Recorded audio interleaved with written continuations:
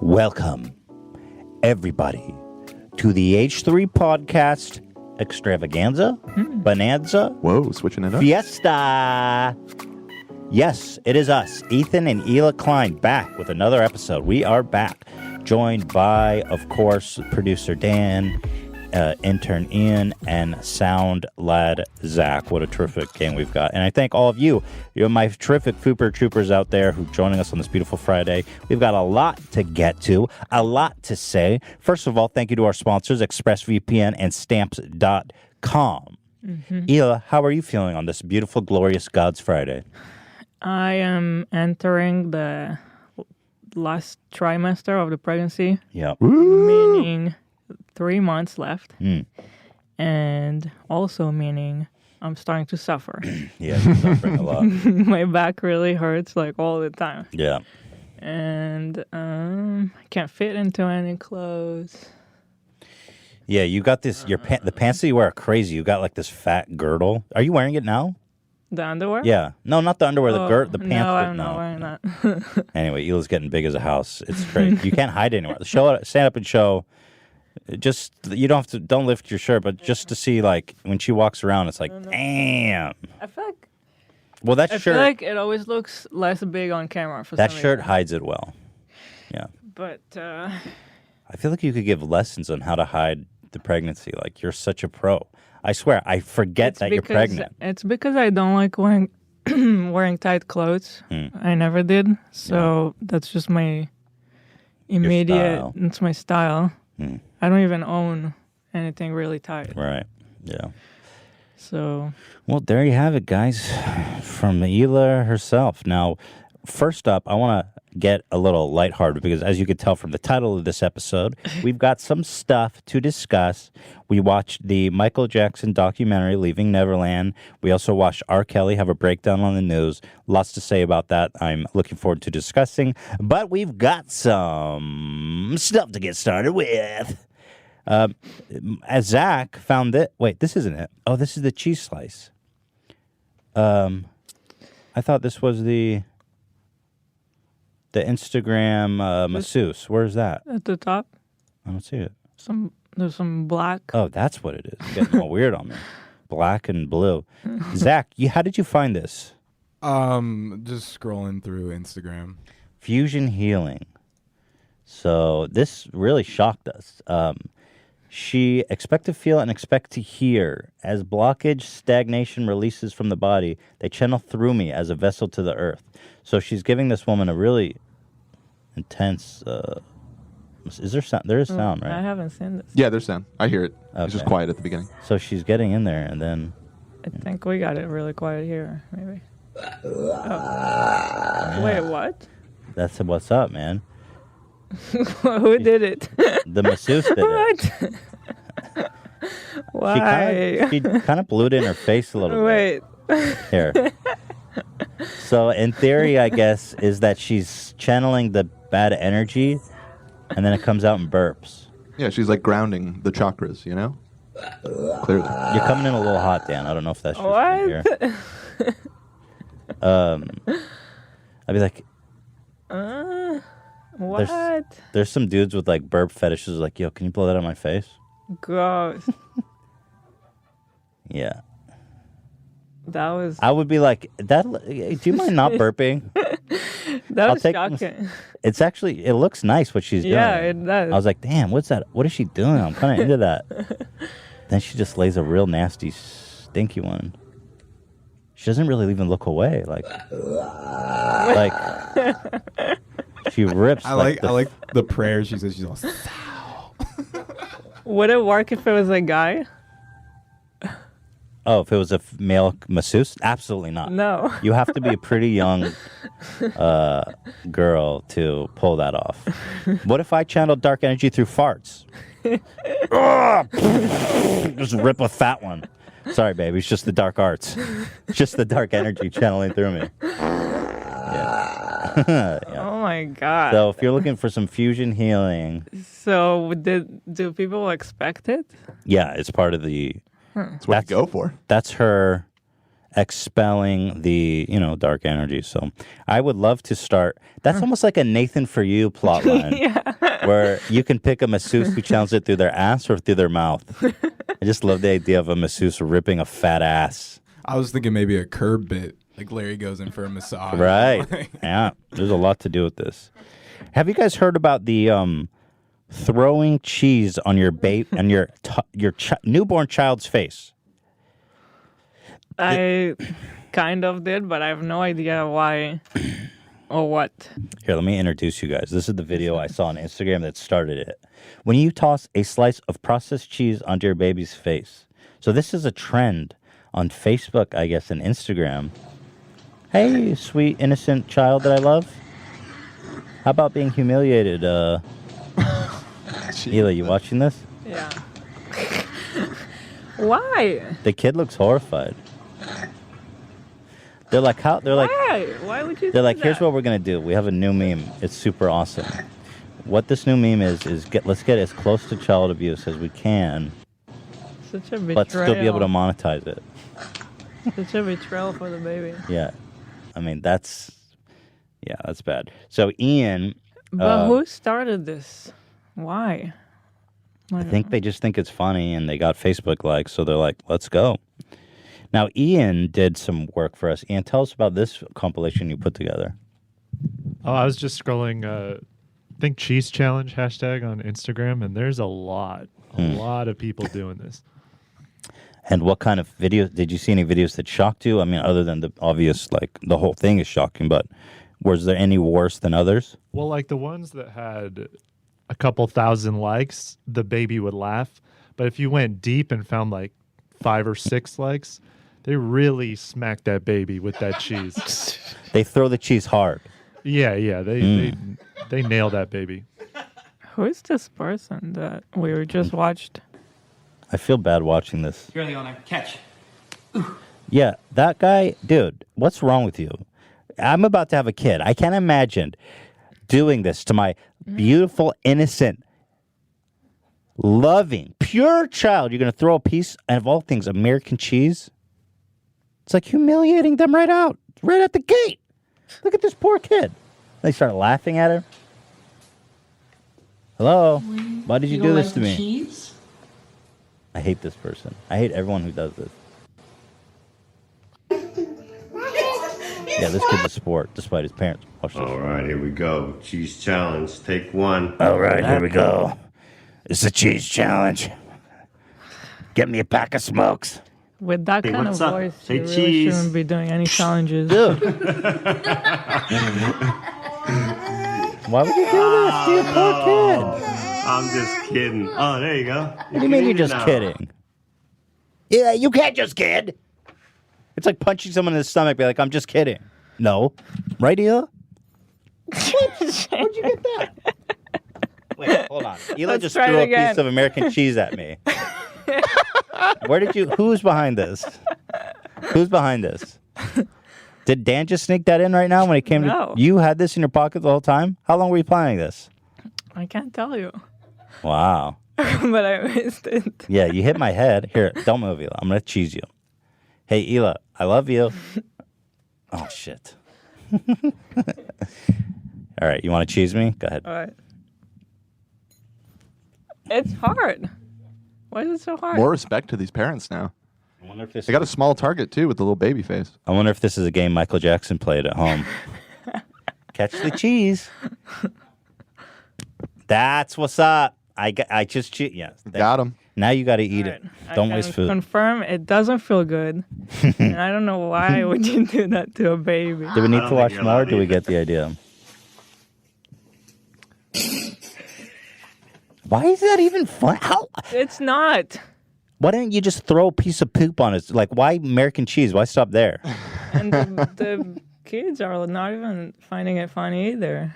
They're like, why? You know, some of them I see they just kind of place it on the kid's face almost, and it's like, Oh, that was very forceful. yeah, that when it like smacks like that, it's like, come on. Yeah, so this lady pretty much threw it a full force, like Damn. almost like this Yeah. lady is getting out some hate she has towards her baby. Like, there's no other way to interpret that. She's like, dude, is that what's going on here? They're like, I got this American cheese challenge. I hate my baby. I'm going to throw it at its face. Like, look how hard she throws it. That's unreasonable. Maybe. And the girl's like, Mom, I trust you. And this is how serial killers are born. You can see them on the couch of their therapist 20 years later. You know, kids have a sense of humor, and they'll usually laugh at like slapstick, comedy, like whatever funny faces. And these kids are not even smiling. No, they're like, shocked. What is wrong with you? The ultimate betrayal. I am so freaking. I'm excited. I'm nervous. I'm scared. I can't believe I'm going to be a dad in 3 months. Wild. Yeah. Damn. And Hila's got this huge stomach, and there's like a baby in it, and it's kicking all the time. And Yeah. the weird thing as the father is that Hila has a much stronger connection already to the baby because sometimes I just forget she's pregnant sometimes because she hides it so well. And the baby is kicking all day, right? Like for you, it's very real. I don't forget it. Yeah. Is Theodore kicking right now? No. Does he kick this morning? Yes. Every day when I wake up, it's like lots of movements. I mean, I cannot imagine what that's like to have a creature rolling around in your stomach. It's like you feel like, ugh. Wow. That's incredible. That's so crazy. And then also just the concept that it's half me, half you. Yeah. That we just created this baby inside of you. It's so weird. Yeah. And he's going to come out and he's going to look like me. You just can't understand it. It's just so unreal. It's like magic. And loving your kid almost in a way is like self-love. Because everybody has to be humble and they're like, because with their kid, they're like, you're so smart. You're amazing. You're the best. You're almost talking to yourself in that sense, right? It's a way of loving yourself. I guess we'll see. And that's acceptable. I don't know, but we'll see. Yeah, I don't know, obviously. But it's weird because it's us. I don't think so. I think it's just unconditional love because this thing is like so pure and cute. But it looks like us. Is that crazy? I think it's going to look like me. It's going to have your eyes. One of us. It may look like you. This thing is going to look. It's going to look like both of us. He's going to have your eyes, and he's going to have my mug that only a mother could love, and will. Little Theodore. I'm already excited to like take him to Disneyland and take him to petting zoos. Freaking heck. It's going to be so fun. I'm excited. My sister gave birth this week. Yeah, congratulations. How many is that? 3? It's her 3rd child. And yeah, it's so crazy. Like you see her before pregnant and all, but then the moment after you see like a real baby and that came out of her. I know, it's so wild. I don't know how. So wild. Well, before you, got pregnant, I was like, how is a baby going to come out of you? Because you're so skinny and your figure is so small. Well, I'm still wondering that. Well, no, but your figure has accommodated. Like your body and everything is accommodating to a level where I was like really surprised just to see how much your body's changed. And now I'm just like, oh yeah, you got a baby rearing body. The body just does thick. In other words, you. Yeah, you look great though. Game of Thrones season 8 trailer is out. Is that worth watching, or is it just like whatever? It looks great. I'm excited for Game of Thrones. Super excited. I'm excited for the show. I still haven't watched the trailer, and I'm not a trailer person. I don't care about it. This one's pretty hype, though. Well, trailers are inherently. If you can avoid trailers, you're better off because it's like all spoilers, all misdirection, all misinformation. It gets you excited. I'm already excited. I don't need to watch the trailer. I'm excited, yeah. I don't know how they're going to wrap that show up in like 8 episodes, though. Not even. I think 6. Oh, for real? That's kind of but they're all like sign. super long. Like so, they're super long. Dan. It's practically like 6 movies. Okay. They're like an hour and a half, right? Yeah, Dan? exactly. I wonder why did they do it like that? Because they could have milked it for an extra 3 episodes. Yeah. Well, I think because they got the same budget each year, and so if they do less episodes, they can spend more on each one. You know what I mean? Yeah. So Since it's the HBO epic executives conclusion, are you're gonna like, have battles all over the place and all that kind of stuff. wow, is all I have to say. Yeah. I mean, I definitely love the hour and a half episode. I am all in. But there's a shot of John and Daenerys walking towards two dragons, and you're like, John's gonna ride that mother effer, and they're gonna bone. Ride it like he rode his aunt. Auntie. Spoiler alert. Okay, listen. If my aunt looked like that, I'd ride a dragon with her. My aunts are wow. They do not look like that. It looks amazing. I'm so excited, dude. I'm excited too. It's gonna be a freaking blast. When the show started, I wasn't so much into it.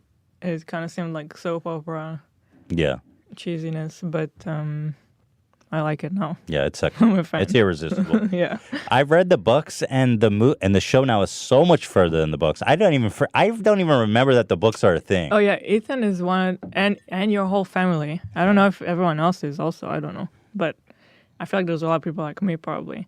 Ethan is the kind of person who knows all the names, and someone pops Not up. all. Yes. Oh yeah, I've read all the books twice. I'm that. Twice? guy. Oh, All right, that's okay. another level. Sorry, Oh my that's God. crazy, Dan. So you're one of those guys too. Yeah. Okay. Well, when the show first started, I read through them, and then I don't Yeah, know. It was me about too. like a year ago. I just started again. I don't know why. They're great. Is why. No, they're good reads. Yeah. So when you guys see someone on the screen, you're like, oh yeah, that's that guy who was this. And I'm the annoying guy talking over the entire episode, explaining. No, that's how it's Rhaegar. better. Rhaegar was murdered by Robert at the Battle of the whatever. You know, when I did can't Robert keep kill up. Rhaegar? At Dan? the Battle of the Trident. Yes, the obviously. Trident, of Exactly. course. Yeah. This conversation. And he destroyed him with his giant mallet right to the chest, and the ruby came off and went into the river. Right, Dan? Right, although it might not have been him because rubies are Jesus. always associated with glamours and illusions. In Wait, no, that was yeah, but that was his armor. That was his armor that people knew him to wear. But oh, get out throughout of the here, rest Dan. of the series, rubies are associated with illusions. So maybe he's still alive. Give me a break. He's Mance Raider. Nice, wow, Zach. Wow. But the trailer did show that the Hound is alive. He was brought back to life. We knew that, didn't we? in the book. Sorry, spoilers. It's a fucking show that's been out for years. If you haven't read it, then who cares? No, but And it's in the trailer. We knew he was alive from the last season, right? The book diverges in such a weird way because I don't know if this is a spoiler, but I just come on. It's been so long. If you're not gonna, the book is so much different than the. Yeah, But so the priest of fire, Rylor. she brings back the mom back to life. in the books. Yeah. Really? And the mom starts like a bandit, The Starks mom? Caitlin Yeah. Stark, right? Yes, correct. And she starts some crazy like, Revenge cult. yeah, Going around and murdering she's like, everybody that wronged her. exactly. Wow. And so that never happened. So she's kind of like crazy when she comes back? Well, she's like a demon. She's Yeah, just a she revenge kinda, she spirit. loses it Yeah. a little bit. Yeah, She's definitely not the old Caitlin. Lady, they call her Lady. What do they call her, Dan? Lady Stoneheart. Yeah, Lady Stoneheart. It's pretty cool. It's a little on the nose, to be honest. But And then also the Hound was reanimated, right, Dan? the Hound. No, you're thinking of the Mountain. That gets. Oh no, I his thought brother. I thought he died and he was brought back. Well, he was brought back in the show, wasn't he? Yeah, the Hound's back in the show. Yeah. He's not back in the books. Oh, okay. So it's like, yeah, at this point, they really are just different things, which Yeah. is fine. You know, Yeah, they're both it's- good in different ways. Yeah. One will end, one won't. One will never be written. Pretty Sorry, much. Jared. Good luck with that. So I'm excited. That's less than a month away. Ooh. I'm so excited. Hey, everybody. I'm gonna sleep with a kid I don't know. all night. Ow! What did the little kid say in Michael Jackson's bed? Ow! No. Jamona! Rough. Jamona. Hey! Ow! We'll get to that later.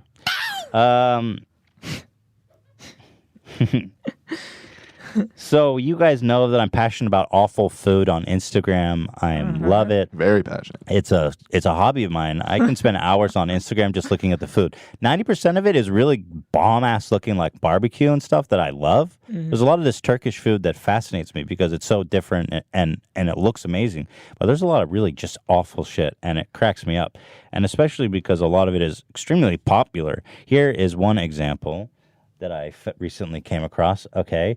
Now, this is a perfectly delicious looking burger. What better thing to do than to literally take a diarrhea over it? On camera, it looks really cool. I mean, what the F is this? Are you freaking What is kidding this me? sauce What? even? I assuming it's some kind of cheese sauce. For the audio listeners, it's just a giant burger, and they're just completely covering it, bun and all, with Some thick. diarrhea. I don't know. It's a cheese Genuinely sauce. don't know. I mean, it's a really beautiful, completed whole burger. Perfectly edible and delicious looking. So the guy takes a huge bowl How are you supposed to eat it now? full of cheese sauce and dumps it on it. Not a little bit. He covers it. So I was like, wow, this is really disgusting. That went from edible to inedible. And I love how hyped the guy is. It looks amazing on camera. No, it doesn't. It looks absolutely foul. So that was one. Hope you guys enjoyed that. Did you enjoy that, Ela? I enjoy hating on it. Thank you. Ian, did you enjoy that video? Yes, very much. Thank you, Ian. Appreciate that. Ian, how are you, Ian? We love hearing from Ian, the intern. Talk to me. Tell me a little bit of something. There's not much to tell, really.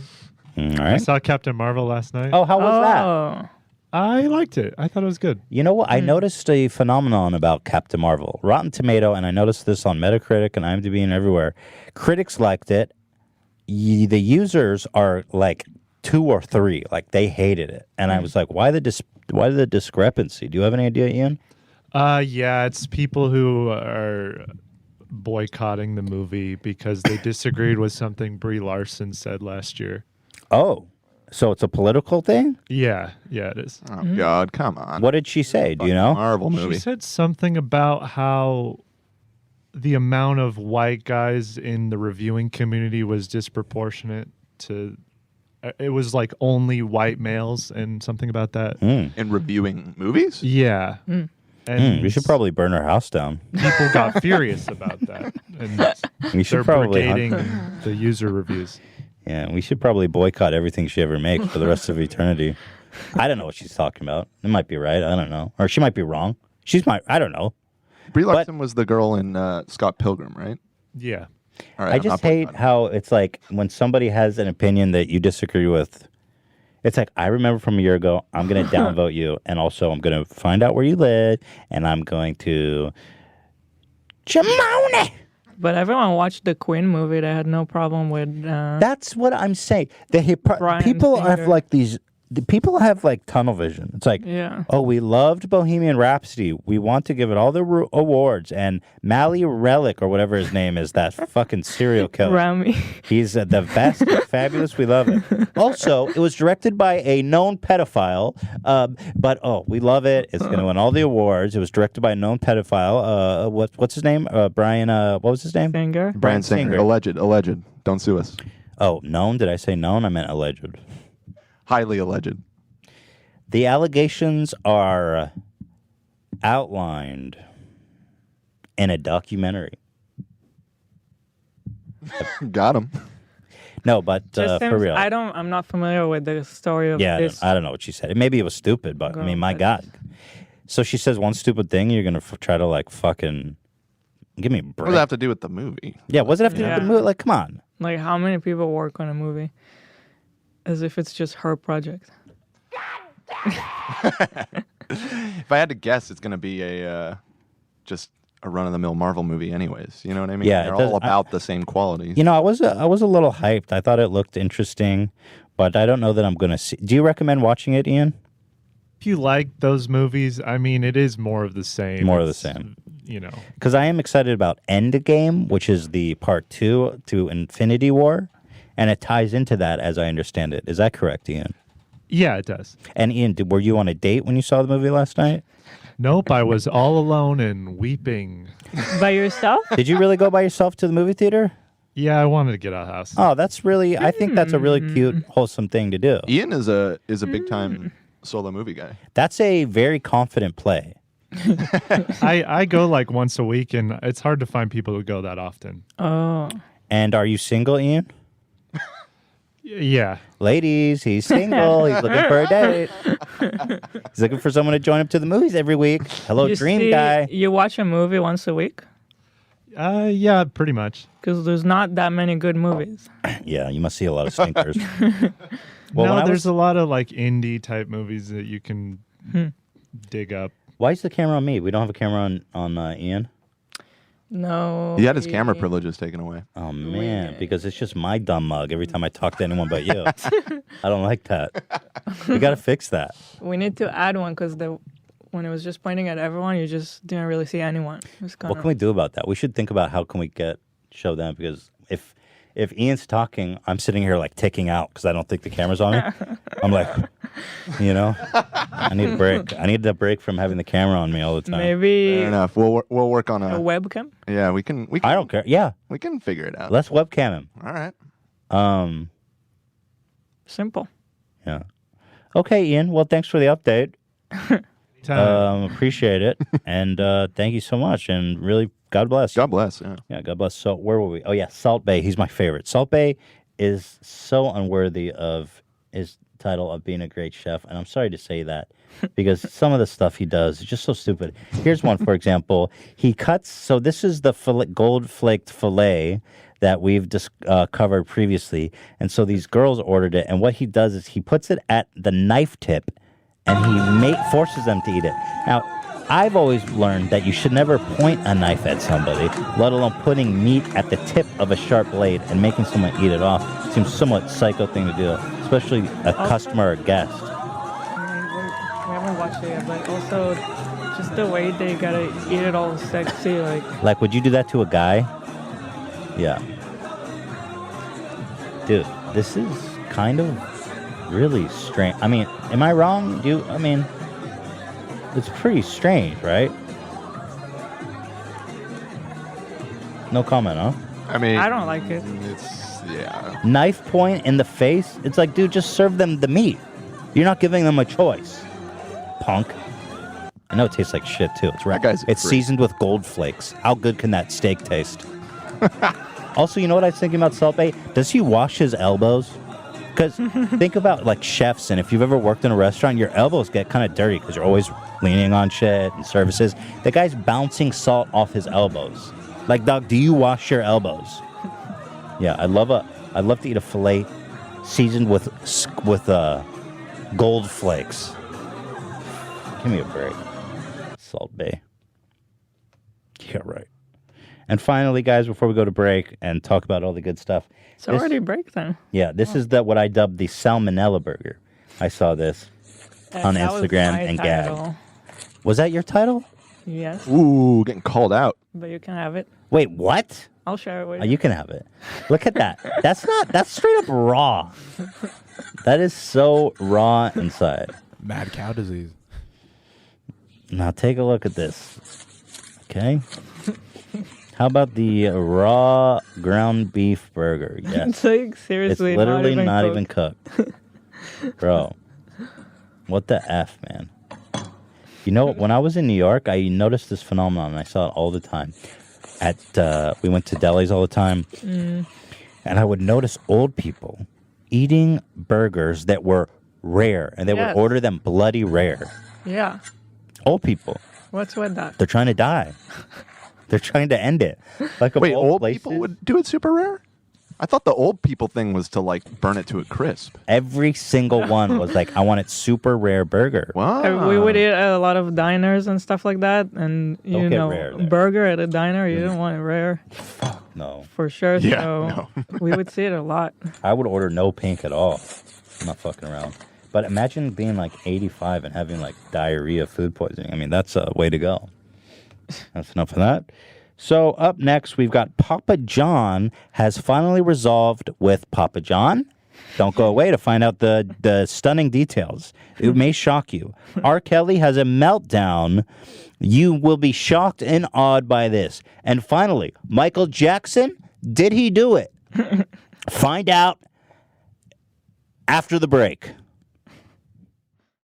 Admit it. You think that cybercrime is something that happens to other people, and you may think that nobody wants your data or that hackers can't grab your password or credit card details, but you are wrong. Stealing data from unsuspecting people on public Wi-Fi is one of the simplest and cheapest ways that hackers make money. When you leave your internet connection unencrypted, you might as well be writing your password and credit card number on a huge billboard or on your frickin' forehead because it's that easy to get. That's why I decided to take action. I protect myself from cyber criminals using ExpressVPN. ExpressVPN secures and anonymizes your internet browsing by encrypting your data and hiding your public IP address. ExpressVPN is easy-to-use apps run seamlessly in the background of your computer, phone, or tablet.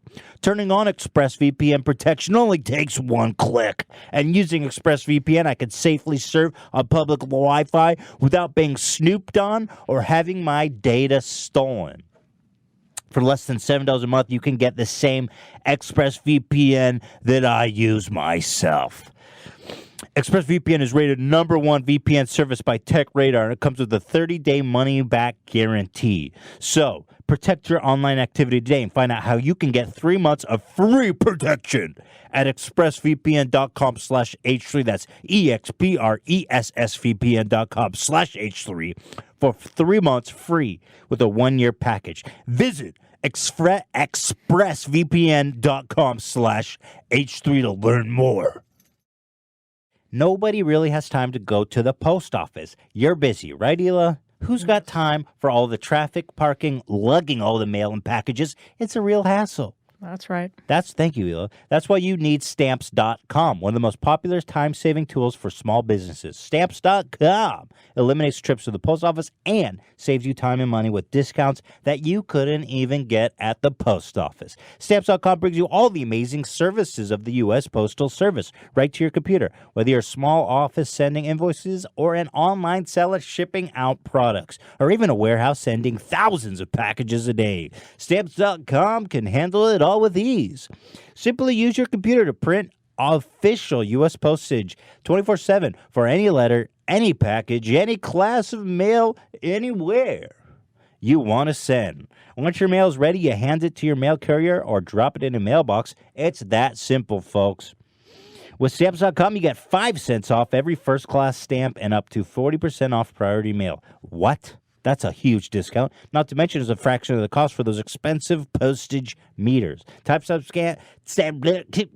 Stamps.com is a no-brainer, saving you time and money. It's a no wonder that 700,000 small businesses already use Stamps.com. So right now, for our listeners, you get a special offer that includes 4-week trial plus a free postage plus digital scale. What? Without any long-term commitment. So, just go to Stamps.com, click on the microphone at the top of the homepage, and type in H3. That's Stamps.com. Hit that microphone and type in H3. Let's all get shipping and stamping right now. Papa John. As you know, he is a man that has become a part of this nation, this H3 army, if you were. And Papa John, as you know, was ousted from his own company. We followed this story extensively. Now, there has been developments in the story.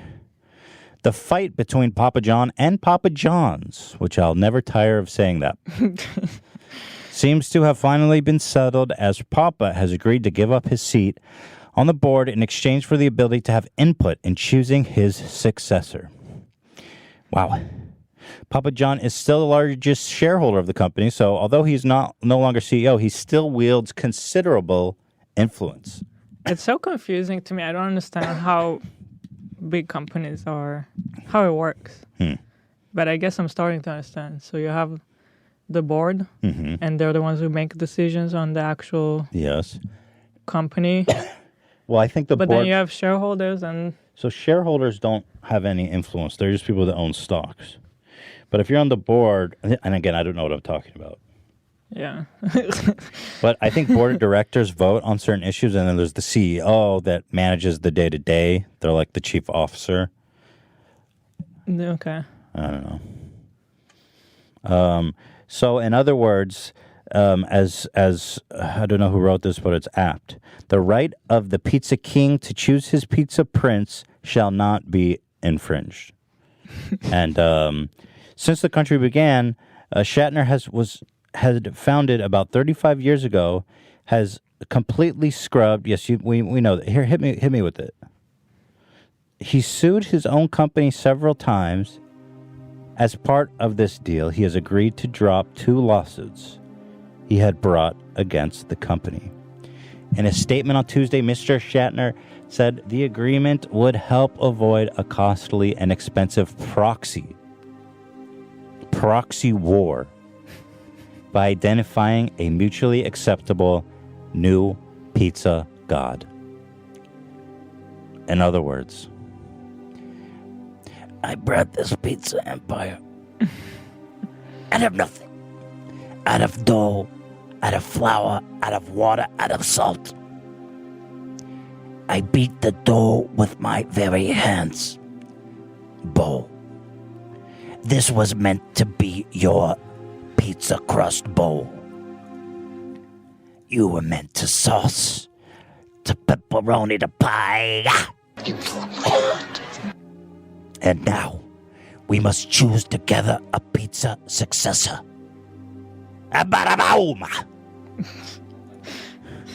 As Papa John, how could you take Papa John out of Papa John? It don't make no sense. It's the company is called Papa John. I am Papa John. You can't separate that sauce from the pizza pie. It's inevitable. Now they say to me, We need like a sad slideshow of Papa John pictures. They say to me, Papa, you must settle the lawsuit, so we cannot survive with the lawsuit, Papa. A Papa divided cannot stand. And to this I say, Boo was meant to stand for the pizza empire. And now you want what, the Chuck E. Cheese? Oh, the Little Caesar? More like Little Seizure. I am Papa John. I built Papa John's from the ground up and remained its largest shareholder. I love my company, its employees, especially, what was the name of that delivery boy who brought the pizza? Who I give a big tip. Matt? Matt. We love Matt. Big tip. Franchisees and customers. The board wants to silence me. So this is my website and my way to talk to you. Now, you've seen my home. I have a pizza mansion. Then I put the hands in my home now. What are you even saying? Silence! Now, if you want to own the pizza game, we must come together. I elect to be the next pizza god, Papa Bo. Bo is in the house. We should write a script about this whole story for a movie. Now you're talking. Now you're talking. And I imagine, my accent's changed. Now I imagine Papa John Shatner, he's in his backyard, putting up the laundry and all that, you know. And then suddenly disaster strikes. A heart attack face down in the mud. Just like in Godfather. Who takes over? His trusty, loyal son. He didn't want to be involved, but circumstances forced him anyway. We can even include the scene with the big tip, Matt. And Big then, because his story Excuse me? apparently... Oh, yeah, was met with tragedy, too. Tragic. Matt, the delivery boy, had apparently tragically passed away. In a What? car For real? accident. Yeah, tip but not forgotten. Oh, the chat's saying Rip Matt too. Yeah. No, rip Matt. Oh man. Tipped but not forgotten. You know, I never felt the urge to make a movie, but Papa John, Papa John the true versus story, Papa John. Papa John. Oh, the Papa versus Pop. Like, Yeah. there's these Kramer great- versus Kramer. Well, there was this great O.J. Simpson true crime documentary, like O.J. versus the people of the United States, or the people, whatever. Yeah. So Papa John versus Papa John, like the court case. I mean, what is that? Yeah. Fantastic. Welcome to Papa's house. How, oh man, What if Papa John went and worked for like Little Caesars or something? Now Papa is forced to go to the competing family. I don't think any pizza place would take him. Then, with these hands, I've built pies. I've made sauce. You think that I'm out on the street with the knowledge, with the son I have, the money I've made? What are you, about a galagoo? About a goo? And now you force me to join another family who I've sworn allegiance against. I have sworn my sworn enemy. So is he like Italian in your head, or? Yes, he's the godfather. of What the is he pizza in family. reality? He's Italian. Isn't he from like Kentucky or some shit? It's just Yes. a white boy. Yes, he's from Ohio or some shit. He's an old school white boy that casually drops the N-word. And now I've been forced to join with my sworn enemies. I had made an allegiance. I said, if I see an employee of Little Caesars, they're dead. Wherever they walk in my neighborhood. And now I'm in the kitchen of a Little Caesars. Throwing a pie. How are you doing that with your face? Silence. I'm in Little Caesars and I'm Wait, tossing. silence? No, it's Silence. like Jeff Dunham. I tell you. And now I'm delivering pizzas for Little Caesars. It's such a shame. I cannot hear that. I show up to the door with a. It's like a collage of characters. I show up to the door, delivering a Little Caesars pizza, and they laugh at me. They say, "Aren't you Papa John? Take your pizza. No dip. I give man a big dip. Why are you getting a dip?" They don't respect me. My name is Papa John, yet I get no respect. And they love the butter sauce. They love the butter sauce, but they don't love me. Now it's like the character from Lord of the Rings. Everybody spamming that in the chat. All right. Turned into Golem. It's hot in here, eh? Is it hot in here or is it just me? It's just you. Because of you. Heating it up. What's next? All right. So our hearts go out to Papa John. In other words, Tom J in the chat suggests Andy Serkis should play Papa John in the film, but as mocap, like a CG Papa John. CG Papa John would be fantastic. I wonder if we could cast like Tim Heidecker would be fantastic as Papa John, Sure. or like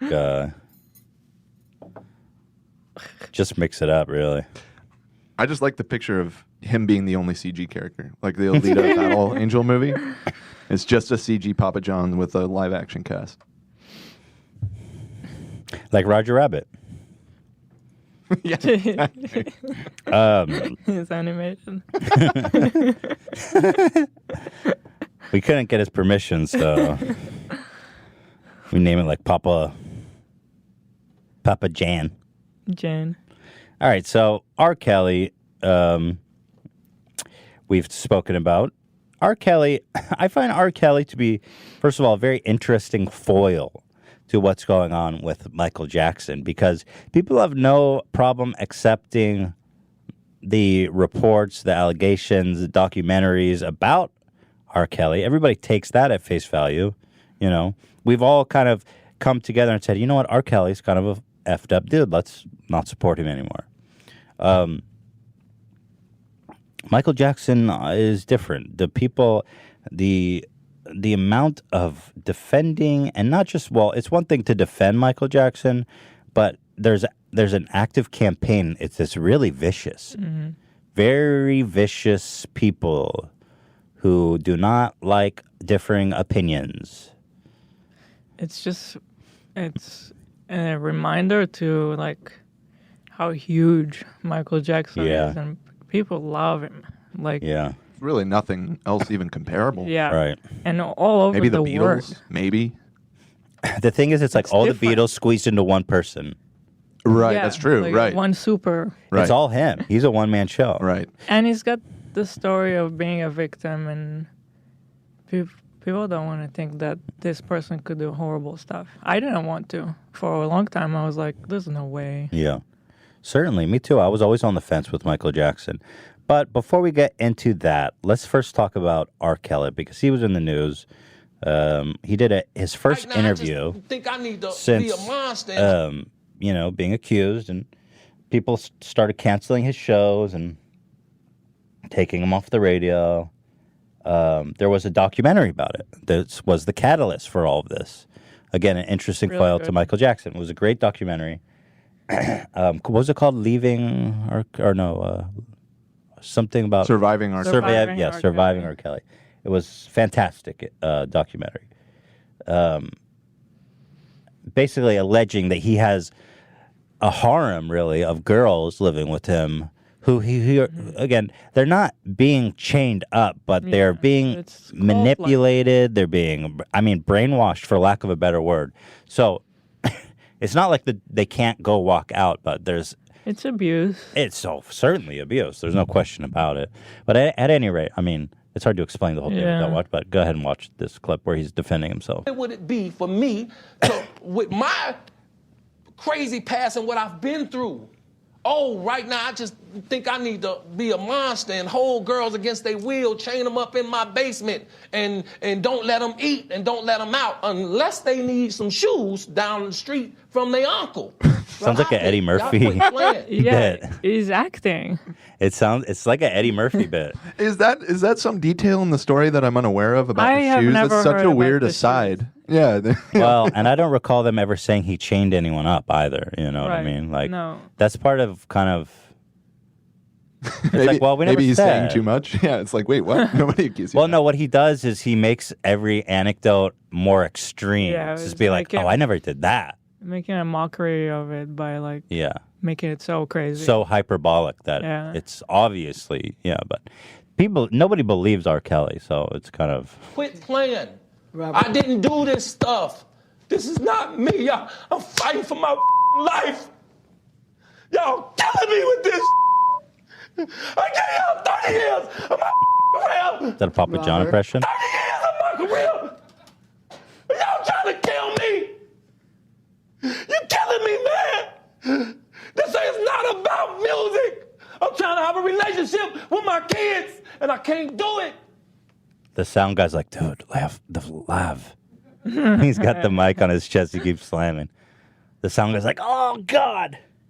I've seen people even give this news channel shit for giving him any airtime. Wow. And I think, no. Oh, sure. Let the guy speak. Let's hear him out. It's legendary. Yeah. Yeah. If anything, he's so volatile. Yeah. That it just goes to show that, behind closed doors is what the guy's got a temper, clearly. Y'all just don't want to believe the truth. You don't want to believe it. At this point, we briefly pause the interview to give Kelly a moment. His publicist helped calm him down. His publicist? That's his crisis manager. Yeah. Literally. It's a crisis manager publicist. How can he afford a crisis manager when he can't even post bail? Can't. He has no money, apparently. That guy's working on, I don't know. Well, they say he claims that he has very little cash, but I'm sure he has, assets.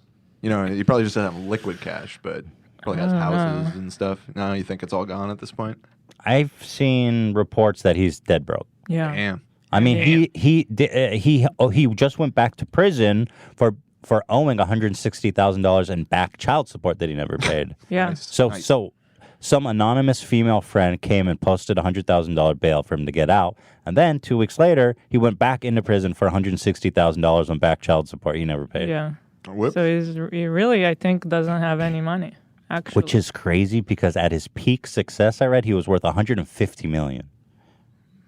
Wow. Imagine blowing that much money. R. Kelly was extraordinarily popular. In the 90s, he was pretty much top. Apparently, the full interview is going to come out tonight at 8.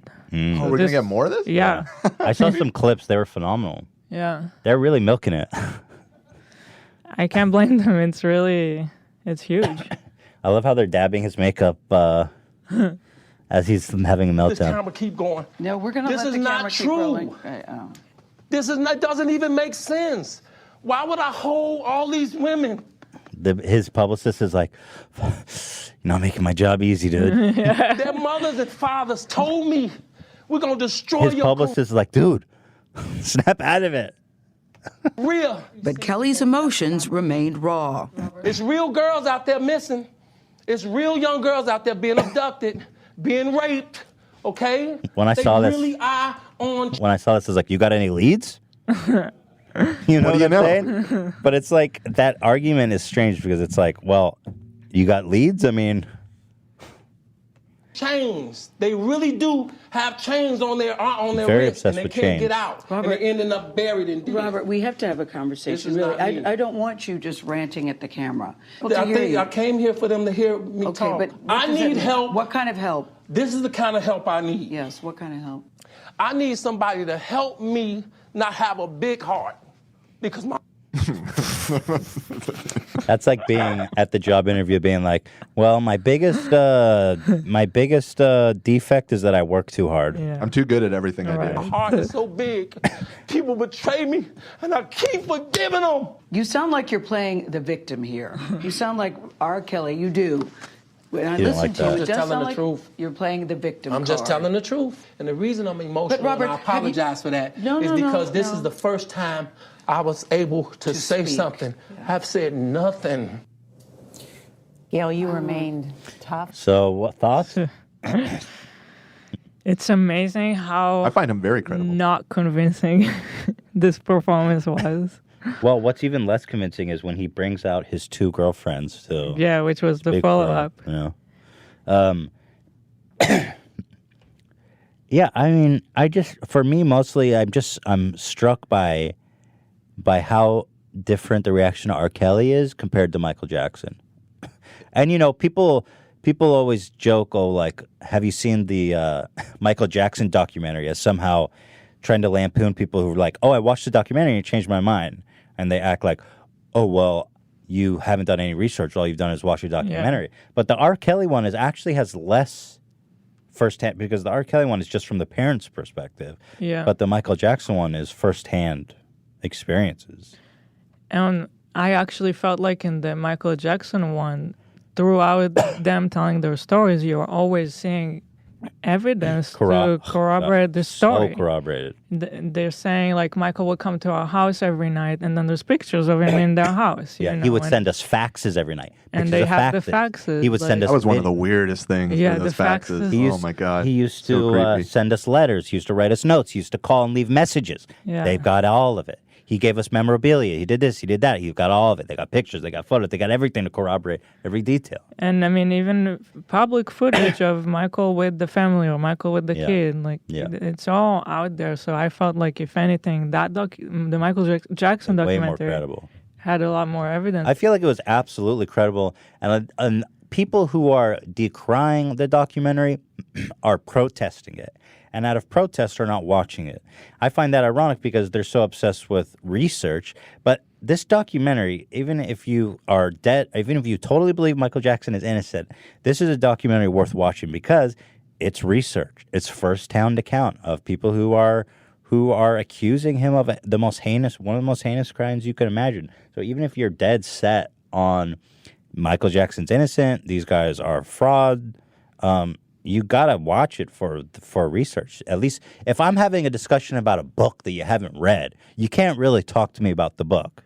If I'm it's like you haven't watched it. How can you have a conversation about it? So I guess they're thinking they're not watching it out of protest because Yes. they disagree with the concept of making a one-sided documentary or not including like the other side of Michael Jackson's family Right, or and it- whatever. But And I'll just, to be devil's advocate, their argument is that prior to it being released, at least on HBO, it was screened a couple times, I think at Sundance and everything.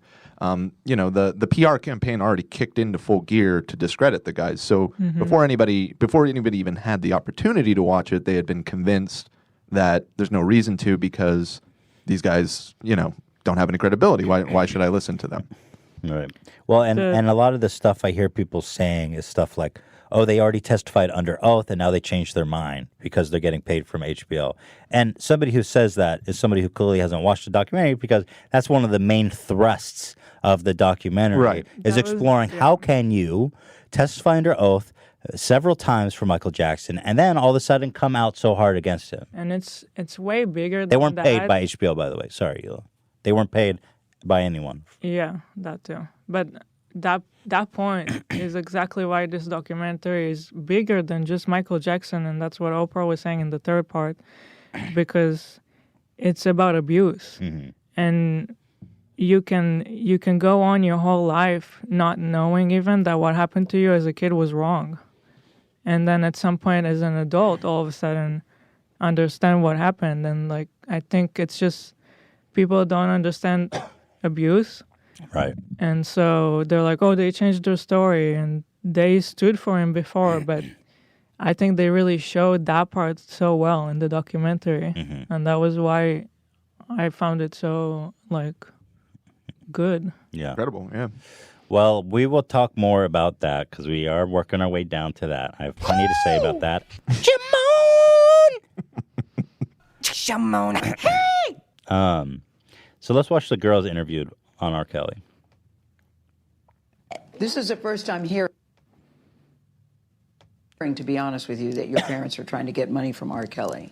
Okay. Because your father told a very different story Yeah, to me well, last night. Yeah, he's the manipulative. He's very manipulative, so he's the one you need to watch out for. But my dad and my mom, they started to send threats to both me and him. They said, oh, I'll put all your naked pictures all over the world. I'm going to ruin you. I'm going to ruin him. If he doesn't send $20,000 to this bank account by Monday, oh, I'm going to put everything out there and then $10,000 after that. You're trying to solicit me like I'm some hoe. I'm not. I'm your child. Exactly. Yeah, you sound very angry with your parents. You sound very angry and very pained. It's very insightful of her. You appear to be Tell me, upset. Ashwa, why you're crying. Tell me. I think it's good what because she's you doing, guys 'cause don't know the they're truth. You guys clearly so believe it's unstable. Right. facade that our parents are saying. This is all lies for money. And if you can't see that, you're ignorant and you're stupid. I was like, what money? The guy can't even get post bail. This is the worst shakedown ever. That's the worst claim, that their parents just want their kids back. Like, they haven't seen these girls in years now. They can't talk to them. The last thing they want is money. And their claim is that the parents have naked pictures of them together and that they're threatening to release. How would the parents have that? I don't know. Sure. That's pretty Everything wild. she said here is the first time anyone has said there's no background to the parents asking for money or all that stuff. Well, yeah, and then she goes on to say, well, I'll just play it. As because you want to be. All because that's the world we live in. Negativity sells. Gossip is what sells. Rumors are what sells. But Jocelyn and Azrael, this is more than gossip. This is more than just rumors. These are decades of allegations. She's fantastic, by the way. The interview. We're not here to talk about decades. We're here to talk about what our parents are doing right now. Right. And what they're doing right now is all for money. Right. Now, both sets of parents deny ever asking Kelly for money or receiving money from him. By the way, she was saying earlier, before this timestamp, that it was her parents' idea for her to go become a singer for R. Kelly. I mean, come on. They were like, you need to go be with R. Kelly and send us money. Yeah. Even the most wild, evil people wouldn't dream something like that up, you know. It's just not plausible, but whatever. Here, You know, this as is I a great watched detail. as I was talking to them, because I had talked to the father, there are two very different stories. I'm sure Mr. Clary, if he watches this morning, his head will explode because he has a very different version of what these young women are saying. And his team had told us that R. Kelly would not be in the room. After the interview started, he was around the corner behind them. They couldn't see him. But at points during the conversation, he would cough very loudly like that, so they were aware that he was there. How wild is that? Creep. Yeah, that's a goddamn. That's a really crazy detail. Daddy's listening. Chain them up in my basement. He didn't do that, Zach. Yo, killing me with this. Remember, he didn't do that. So crazy. And furthermore, Your Honor, ladies and gentlemen of the court, I leave you with all the evidence I got it. you need. Do you have have your passport? Do you have your passport? Girl, would you like to come back with Rob To America. Dude, the face he makes there is the funniest shit I've ever seen. Do you Have your passport? Did you get your shots? I love how clinical it is. It's so not romantic. Yeah. Girl, did you get your shots? Because I don't want malaria. Do you have your passport? Passport!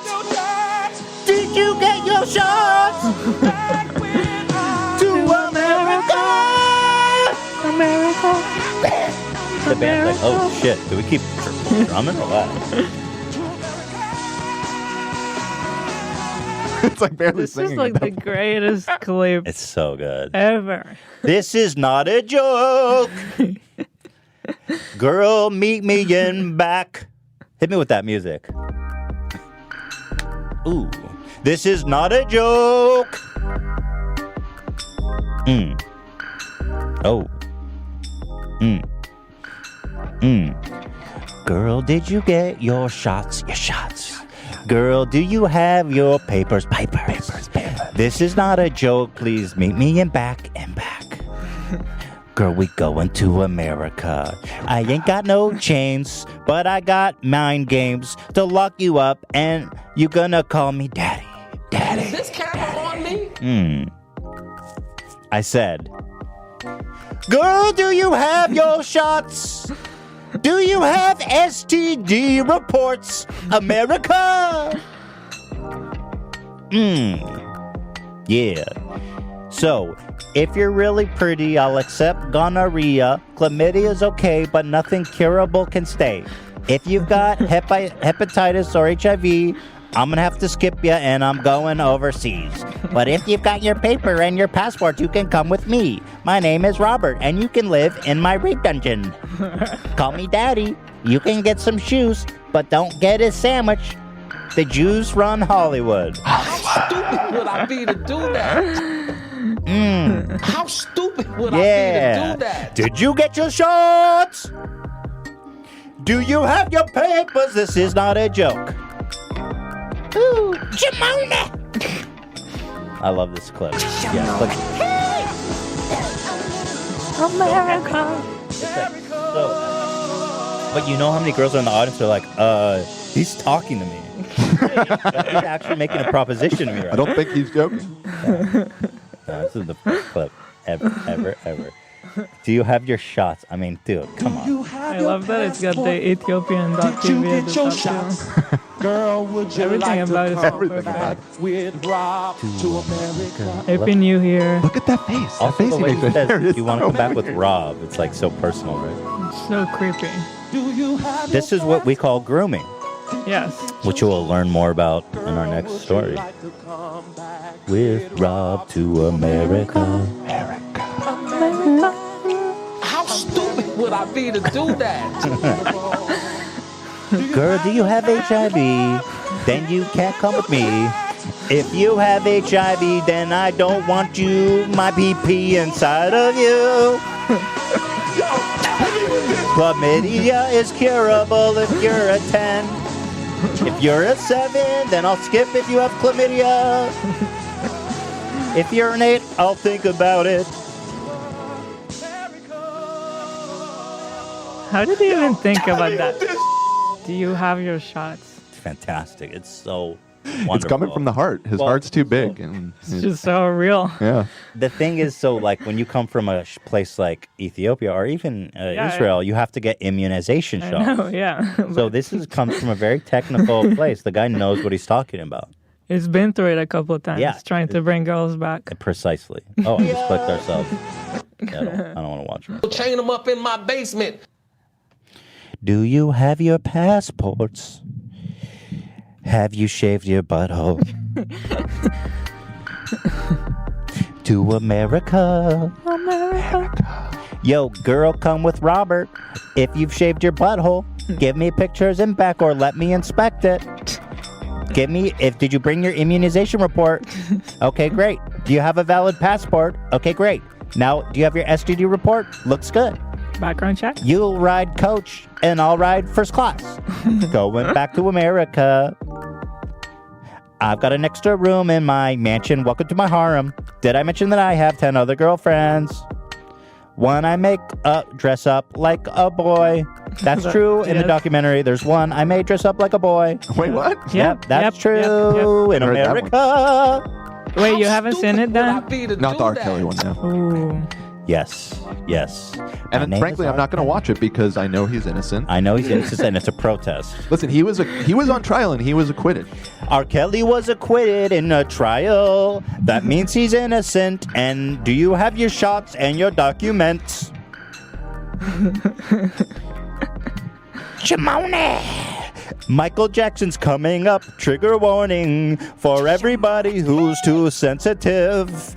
Yes, Michael Jackson. I'm not saying he did it, but let's be honest with our folks. Michael Jackson slept in a bed with young kids every night without parents present. Just use your brain, people. Use your brain. Who does that? I didn't have a childhood. That's ignorance. I love to think about it if it wasn't Michael Jackson. You have to sing, you. The music's still going. Yeah, come on. Sing it. It's the rules. To America. Shimona. You can't sing. It would be Ela, awful. what does a little kid say in Michael Jackson's room at night? Ow! Say it. No. All right, kill the music. Nope. Let's let Ela talk. What was I going to say? Just as an exercise, think about the stuff Michael Jackson did, but if it was just a random guy, like your neighbor. It's so gross. But he didn't have a childhood, Ela. Did you factor that into the equation? Yes, that kind of even makes it more likely that it would be fucked up, right? Absolutely. So here, this is what I'll say. Okay, we're entering the Michael Jackson hole. Yeah, let's officially let me enter. Entering the jack hole. Oh, yeah, the jack hole. So for those of you that cannot handle it, who are in protest, who will be triggered or otherwise offended by this, I hope that you keep watching, actually, because I do enjoy a good amount of viewership on my episodes. So I encourage you to keep watching. But listen also closely, because I think that I have some compelling arguments to make to you. And I'm not. And again, if you're someone that thinks that the documentary is BS, and anyone who believes that Michael Jackson did these crimes is like a Looney Tune, like, listen to me. And I don't blame you for thinking that way, because. And the documentary explores this concept so good, because the documentary is the best I've seen about and not about Michael Jackson, not about the survivors, but about abuse and how it happens, about the grooming product or the grooming process. And what was so magnificent about Michael Jackson, as we've said, there's never been a pop star like him ever. He was like the Beatles squeezed all into one person. Combined with being a victim. And just loved by the whole world. Right. Like, seriously, everywhere. So he, in a sense, one of the victims said, we were already groomed when we met him, right? Because he is this God on this planet Earth. And he, in a way, he has groomed the world. And I'm going to talk about that. And if you think I'm crazy and you think I'm bullshit, that's fine. You can hate me. Just at least listen. Let's okay, just here we go. first introduce the... Let's introduce what we're talking about. Yeah. The HBO documentary that came out, Leaving Neverland. Leaving Neverland. If you're wondering where to watch it, it's on HBO. It's on HBO. Which I think is a little bit unfortunate because not everyone has HBO. I think a lot more people would watch it. Hey, Ela, you had the hookup, though. If you got Amazon Prime, you can get a free week trial. That's how I watch it. And it's immediate. You just pop it on. It's so nice. You know, it's funny. Everybody watched Game of Thrones, but somehow when it comes to anything else, nobody has HBO. I think they watch it legally. I know. It's hilarious. Okay. I just wanted to give the details for anyone who's not caught up. You're done. Oh, I'm done. You're passing the... It's a two-parter. Yeah. And then there's a third part following up. It's an interview that Oprah Winfrey interviews the two victims and the director of the documentary. Yes. I thought all three were so good. So, There's another documentary that I watched on Netflix called Abducted in Plain Sight. Yes. And I had watched that recently, and it's about a man who befriended a family and gradually built up this relationship with this young girl he had fallen in love with.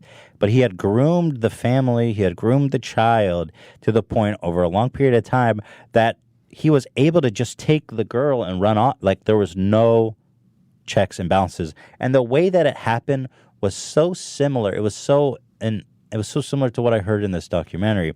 And again, that's what I thought was so important and compelling. It's about, as a whole, child abuse and about the grooming process. So, I feel like I was in crazy world seeing all this. Like, when I first saw this documentary, I was so outraged. I mean, I was like, my goodness, this is absolutely insane. And I go online to read the conversation about it. And it's not only do I see, first of all, not a lot of people talking about it, but those that are talking about it are brutally, viciously attacking anyone who's speaking in support of the documentary and just decrying the two dudes, the two victims, the host, Oprah, anyone, just absolutely decrying them. And I thought, like, man, I'm in crazy world. But I quickly realized that all the people who were doing that haven't watched the documentary. It's so plainly obvious because a lot of their talking points are things that are addressed widely in the documentary. But I was just surprised by that he had so much sway and pull, and people cared so deeply about him still to this day. So it is a testament. First, it almost is a testament to the fact that the world has been groomed. Because now, even 10 years after his death and long after he had an active career, I think, goes to show that even now he has this army of people that can see no wrong in him going to war with these people. So it kind of proves the point that he has this like mystical attraction, this mystical pull. Now, I was always on the fence about Michael Jackson. Me too. I really didn't want to believe it. It's like, what the fuck? Yeah, Michael Jackson. And I'm a huge fan of his music, as I'm sure most of us are. I mean, the guy's is a phenomenal talent. I mean, the guy's like, he's a one in greatest ever. A one in 1,000-year talent. We would put up videos of him dancing and just like stare at it and like, this is perfection. I mean, like, he had it all. He was an incredible singer. He was an incredible dancer. The guy invented like pop dance, for Christ's sake. I mean, he really did. He was an incredible songwriter. The guy was phenomenal. And I was always on the fence. But, I have a thought experiment that I would always pose to myself that always, edged me towards he did it. And that thought experiment is very simple. Imagine any man, sleeping in bed with a young child, a young boy, every night for 30 days straight with no parent. What are the chances, I ask you, what are the % chances that he didn't touch that little boy in an inappropriate way? And I would think hard on that, and I would say, I have to say, in all honesty, using my brain and my common sense, forgetting about all the mysticism and everything, it's 0. It's 0%. That is just not something that you do. Okay. So, again, this is just the beginning of the rabbit hole. I've got a lot of things to share.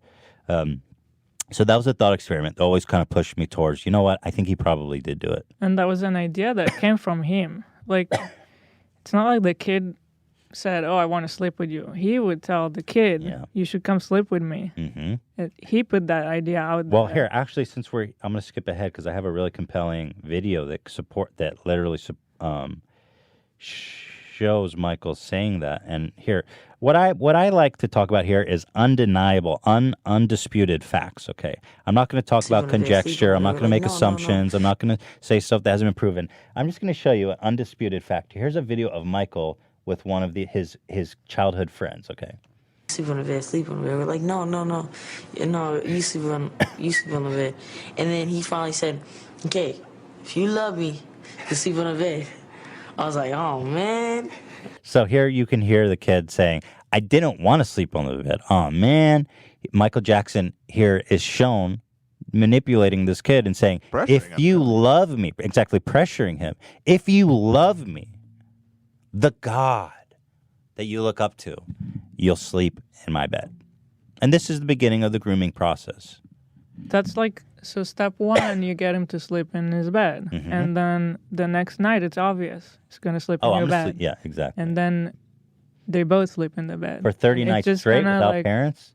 Now here, if you skip to the end, there's a fascinating another detail. I'll sleep on the floor. But haven't you got a spare room or a spare house here where he could have stayed? Yeah, but no, yes, we have guest units, but whenever kids come here, they always want to stay with me. Really? They never want to stay in the guest. Because literally that was disputed in the first second of this clip. Like 5 seconds ago. So Michael is saying, "Oh well, the kids sleep with me because they always want to." so what happens, he puts this thought in the kid, and then the kid goes to his mom and like, Mom, can I sleep with Michael? Right. So it seems like the kid wanted it, but it starts from... And one of the hallmarks of child abuse is convincing the kid that they want it and that they like it. That's why victims of child abuse carry so much guilt and remorse, because they're so conflicted and shame because in their they minds wanted it they're too. so conflicted, because when they think back, they remember enjoying it. They remember wanting it. They remember that it was fun and exciting. And so it's hard to reconcile as a grown person those feelings that you know you had when you were a kid, because those feelings last, right? And when you think back as yourself as a little 5-year-old, you as a 20-year-old, you sometimes would put it in your 20-year-old brain in that 5-year-old kid. And it's hard to make sense of how you felt then. So this is what Michael's doing to this kid. He's going, on one hand, the kid kind of ratted him out and said, Michael said, if you love me, you'll stay in my bed. And then a mere 2 minutes later, Michael's saying, oh, well, kids only sleep in my bed, and I don't They offer always them the guest want room to. because they want to. Mhm. Again. So, And I have never invited them in my room. really? They always just want to stay. What They about say, if you love me, you'll sleep in my bed? Can I stay with you tonight? I go, if it's okay with your parents, yes, you can. Were your parents happy that you were here with So that's Michael? I mean, guys, that's a lie. That's kind of a lie, right? We can all, I think, agree on that My based mom on was this. all very, very, very happy. And I know they're happy because I was happy. Did they come with you? Yeah, most of the time, but I wasn't really with my parents. I was mainly with Michael. Most of the time. But they were happy that you were here.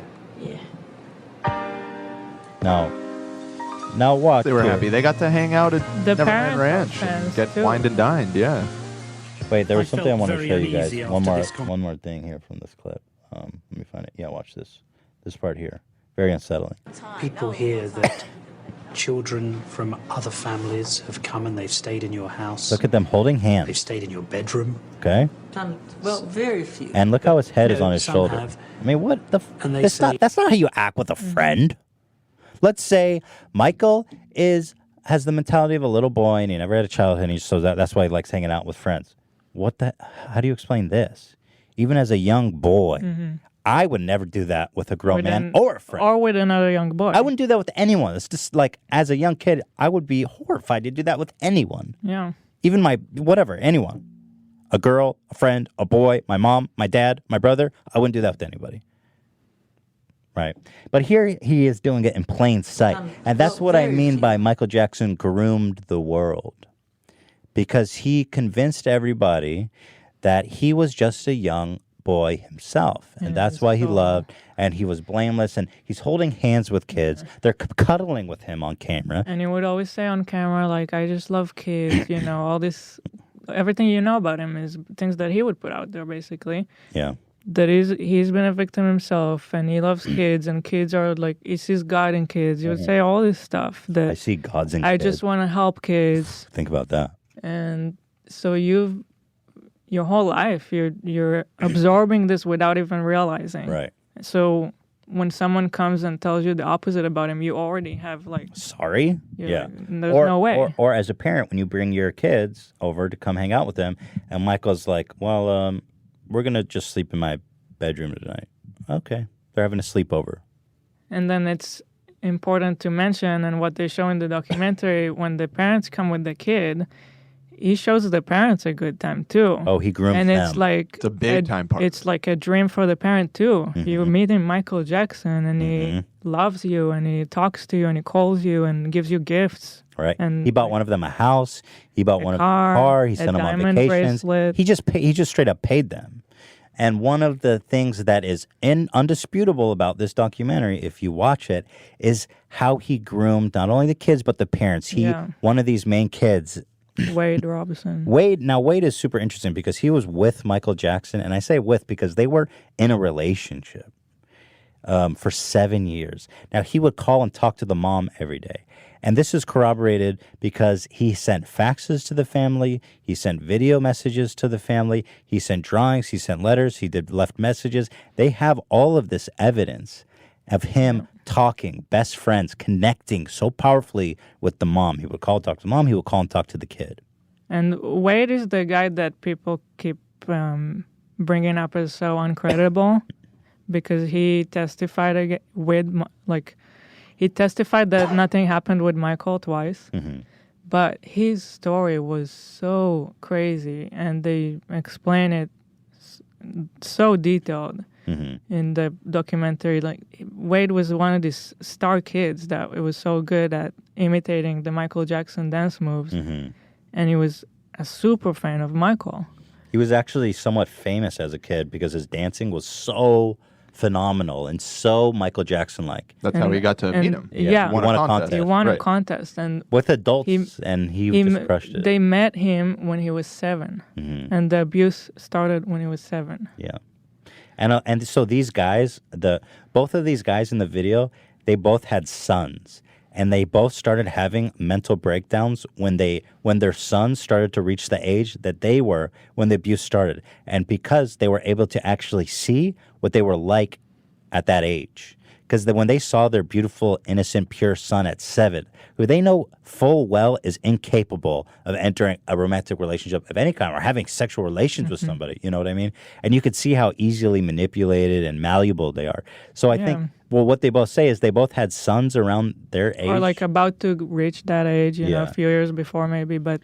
And so they could finally connect with that younger themselves and understand where they were mentally. And that's when they started to understand that they were truly abused. And both of them were having like extraordinary mental issues, with depression and anxiety and self-loathing that they didn't understand. And so and they never told anyone about their abuse because Michael, according to their account from the very beginning, first of all, they had this intense, passionate love.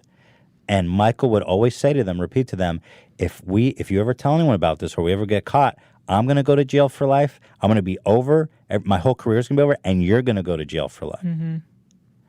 And so he was like, this is our secret. This is our love. We love each other. And if anyone ever finds out, I will go to jail and you will go to jail. And he kept repeating that to them throughout the whole duration of the relationship. And you're hearing this when you're 7. And which is so important, the most famous magical person that's lived in recent history.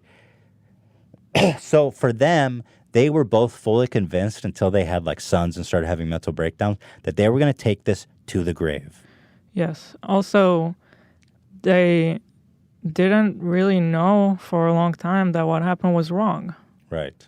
Which is like because kids part of the problem with child abuse. Something I've learned from therapy is that we all take things for granted we take normal things for granted that we think are normal until you meet other people or talk to other people, and until you can compare your experience to them, then you can all of a sudden realize, oh, that was not normal at all. Right. Yeah. And so that's very much what happened with these guys. They had an experience that was so unusual, that was so powerful, that was so transformative by someone who was so powerful and so magical.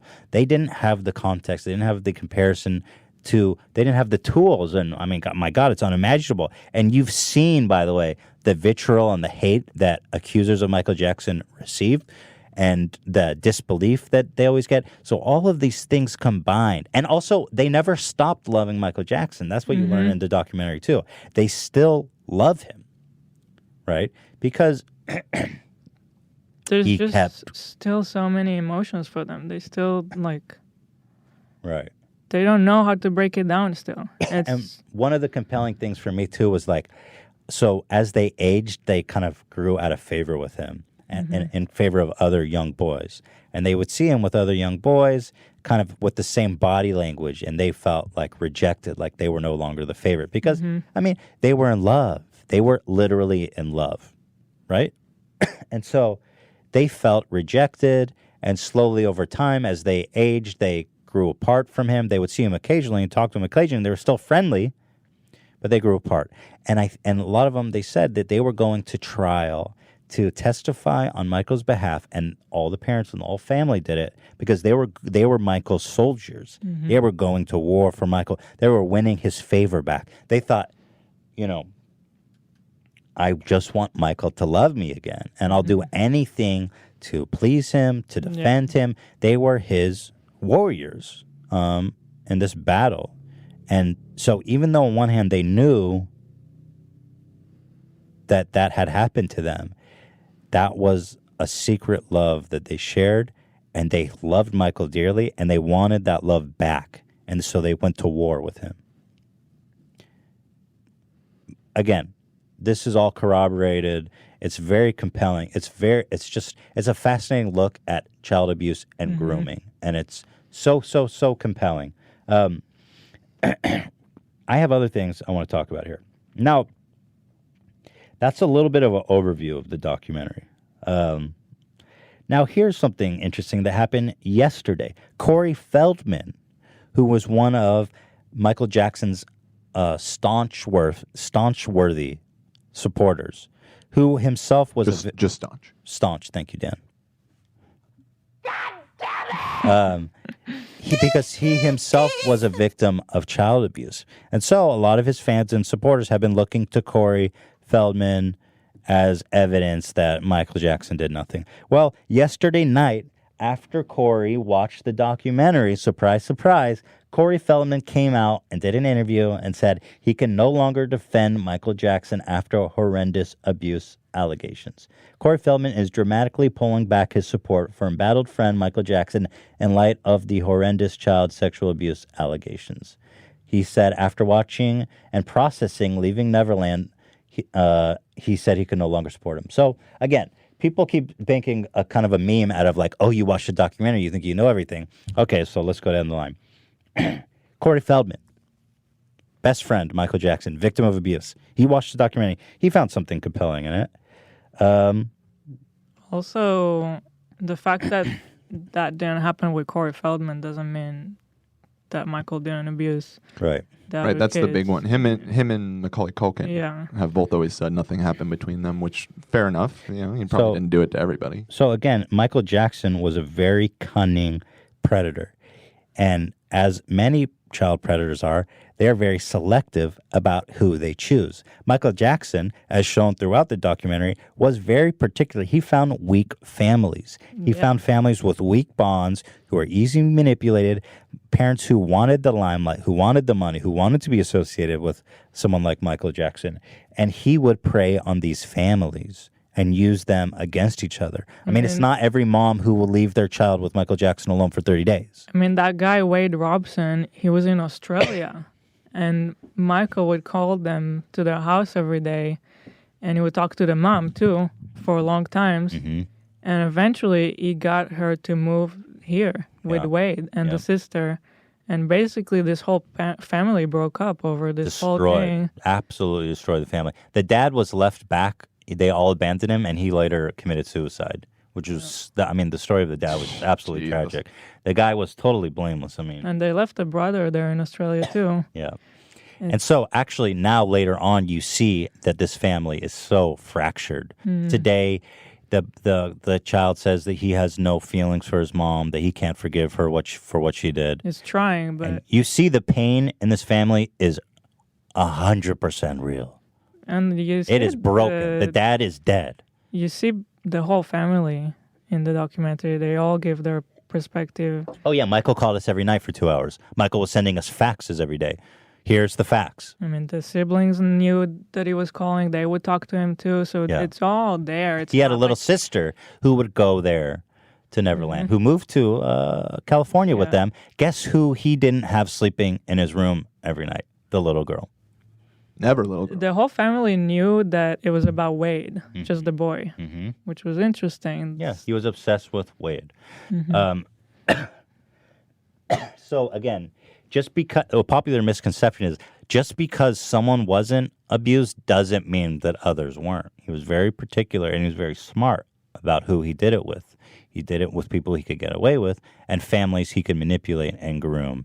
And moms and parents who could put themselves in a state of denial in exchange for the benefit of all the great things. He bought them a house.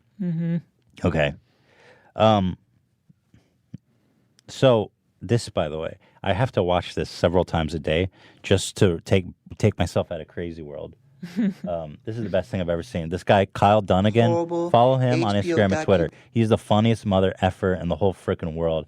And I'm so thankful this video exists because when I feel I just put this on and I'm like, oh, thank God, there's people out there that are still sane. I'd like to address this horrible HBO documentary about me. It's filled with lies and ignorance. I would never hurt children.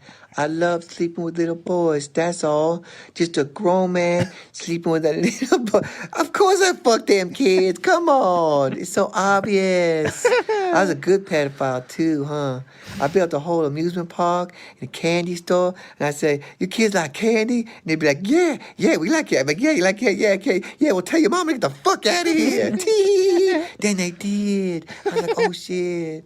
Didn't y'all notice I only slept with little cute boys? Not little girls. That is so Not little ugly true. boys. Just cute little motherfucking tight-ass boys. Well, better get back to heaven. I got in because I apologized right before I died. Damn the rules. Bye. So if you guys ever feel like you're in crazy world, put this video on. Kyle Dunnigan is just a genius. But again, he actually makes some really fantastic points. Guys, he never slept with all of the boys he befriended were like really handsome models. One was a TV commercial. One was a dance. Like these were really handsome, beautiful young boys, right? Not fat boys, not ugly boys, not little girls. It's very freaking true. Why? Explain that. Yeah, he had a type. Why do you have a type? Exactly.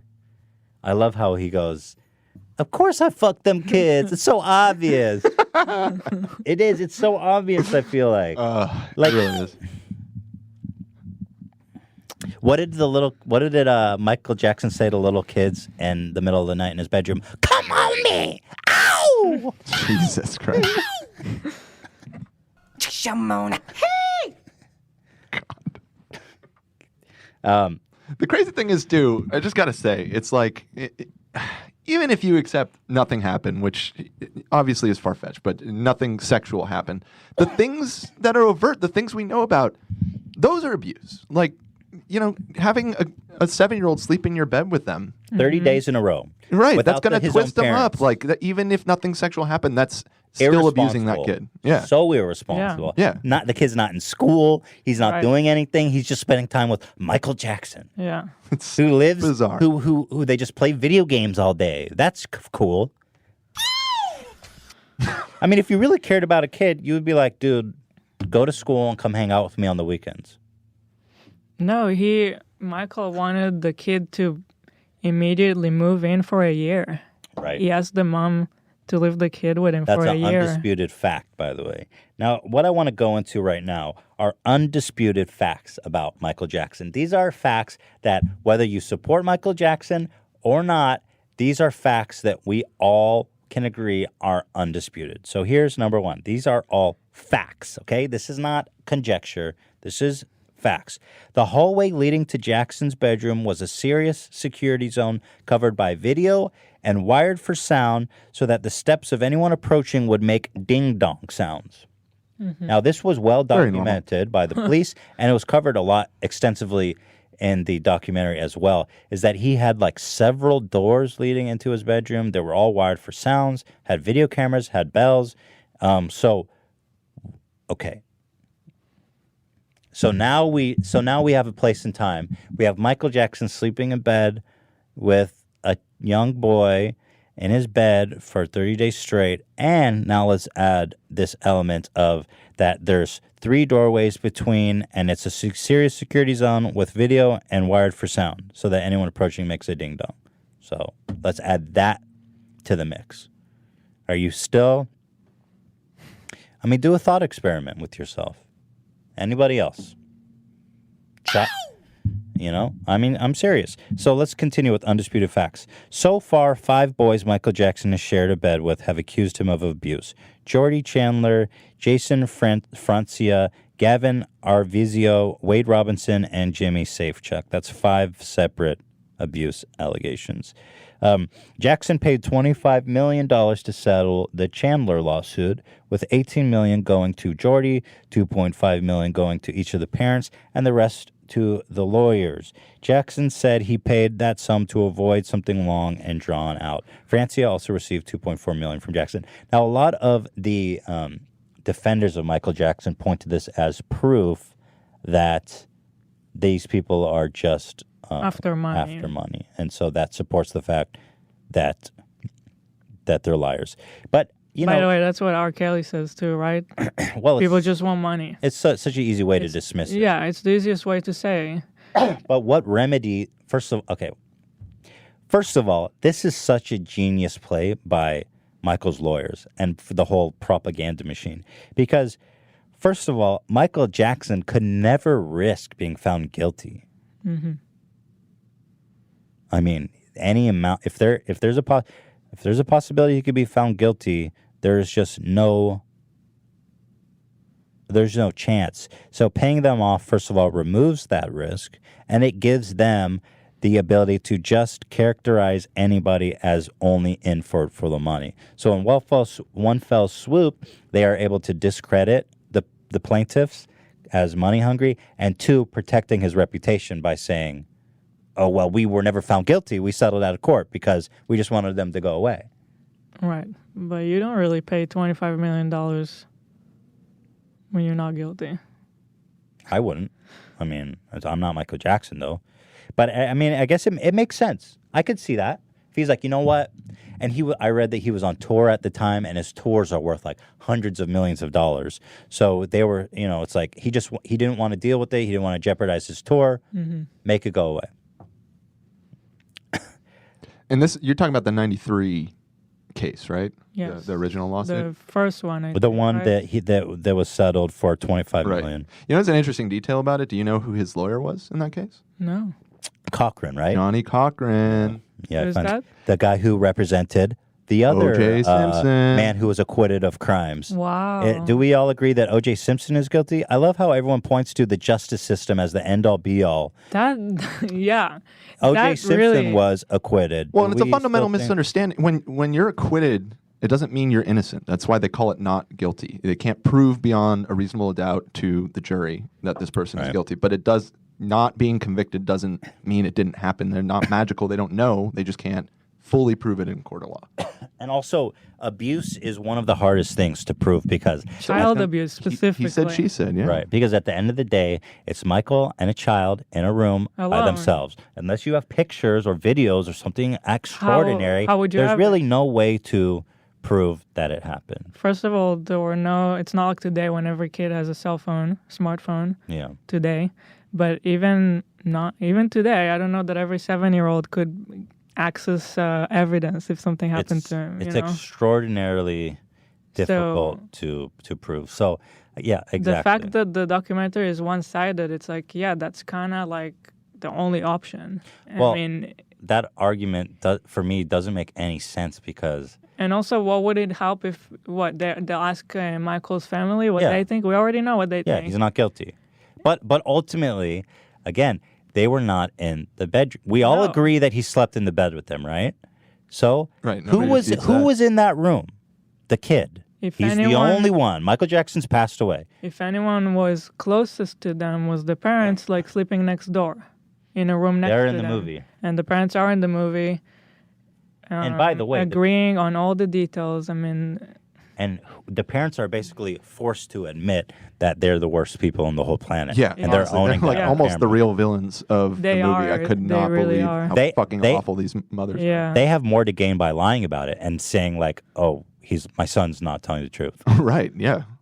I was open-minded to give the parents a chance at first, starting the documentary, but like the longer it went on, just how could you just let all this happen and be there, and just let it happen? Money. I see Money and that fame. a lot of them were just like kind of at a midlife crisis, Right. dissatisfied with their life, and they saw an opportunity for an adventure of their boring, mundane life. And Both of them kept calling it's a like a fairy tale. It Yeah. was like a fairy tale. Yeah. Prince Charming came. they swept me were off my feet. They were perfectly susceptible to his charms. You know, and he knew that. He absolutely knew that. You know, the kids, that guy who sued him, or no, so Chandler wasn't in the documentary, right? No. It was the one guy that sued him that it was dismissed. Wade.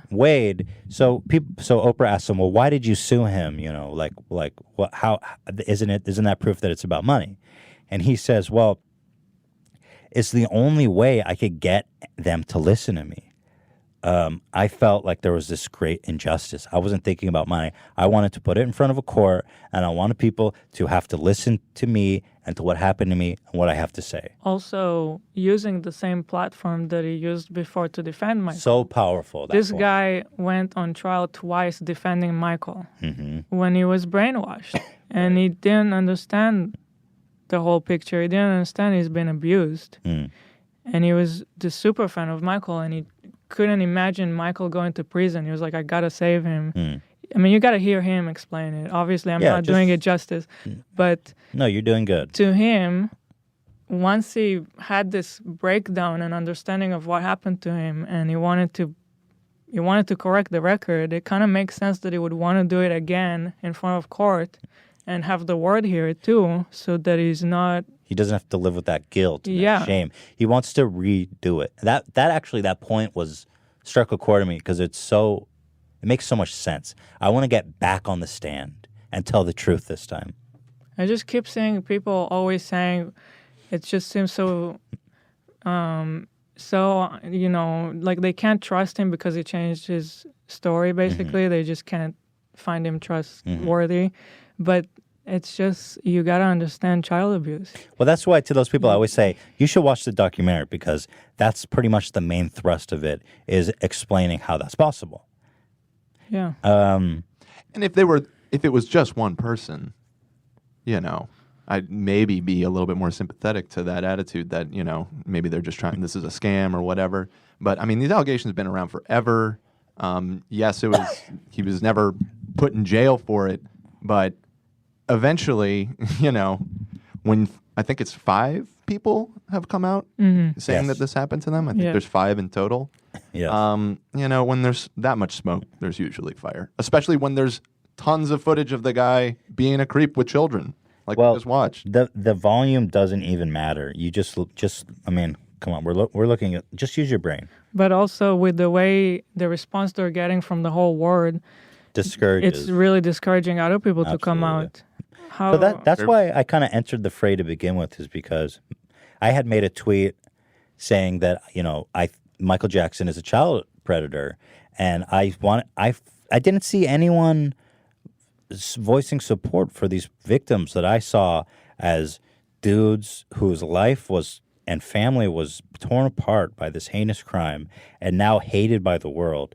And I was like, I was expecting to see more support for them, and I felt so awful. I felt like I wanted to voice public support for the film and for these guys, and that's why I entered the fray on social media. Now, also there's another misconception. The guy who sued Michael Jackson, the case was thrown out. People show that as evidence that Michael Jackson is innocent. The truth is that the case was thrown out not on its merits, but on the statute of limitation. It was a technicality. The court said, Michael Jackson's passed on. We can't hold his estate, his business, liable Yeah. for this crime. And so they threw it out on technicality, making no judgment of the merits of his claims. Okay.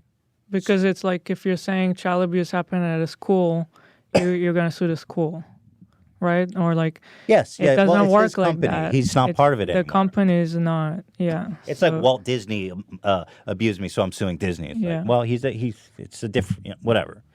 And the first trial, yeah, guys, you have to remember that settling doesn't mean you're, okay, and we've talked about it enough. The other big one that you see constantly posted is the thing about the FBI, right? Yes. How he was investigated for 10 years. Yes. Like, that's the go-to that I keep seeing over and over and over again, which, on its surface sounds compelling. Let me pull up the No, but go on then, because you've done a lot of research this week. Yeah, so I mean, with a lot of these claims, you see there's all these memes that get reposted over and over again that have like kind of bullet points of like, this is why it's bullshit, this is why these guys are incredible. And on its surface, it's like, oh wow, yeah, I mean that sounds fishy. But almost every single one of them, if you dig into it, it's like so weirdly deceptive what they're saying. And yeah, the go-to is, well, he was investigated by the FBI for 10 years thoroughly, and they never found anything, not a single thing. Which, like, first of all, the FBI was only involved insofar as providing technical support to local law enforcement. So we're not talking about, like, tapping his phone lines, 24-hour monitoring by the FBI kind of thing. We're talking about local law enforcement sending magazines and tapes to the FBI for analysis. You know what I mean? Like, and this wasn't happening continuously. This was happening once in the early 90s with the first suit, and again in the mid 2000s for the second suit. So it's over the course of 10 years, but that's very different than 10 years continuously. You know what I mean? Like, it's two instances of being looked into. And so that's not really being fully honest by saying he was being monitored by the FBI. For 10 years. Yeah. So this is like the copy pasta that you see all over social media. First of all, I was honored to be a guest on Tim's Office Hours podcast, and he made the most hilarious observation about this, which is so true. I wish I thought of it. Grandpa Simpson is the raving delusional lunatic of the show. Why is he the one holding the sign? I don't understand. He's the conspiracy There's even that theorist. similar Lisa Simpson meme. You could have used that at least. Lisa is more reputable. so Grandpa's hilarious. It's almost like this was used ironically. Yeah, it's almost a troll. But they use it actually. Yeah.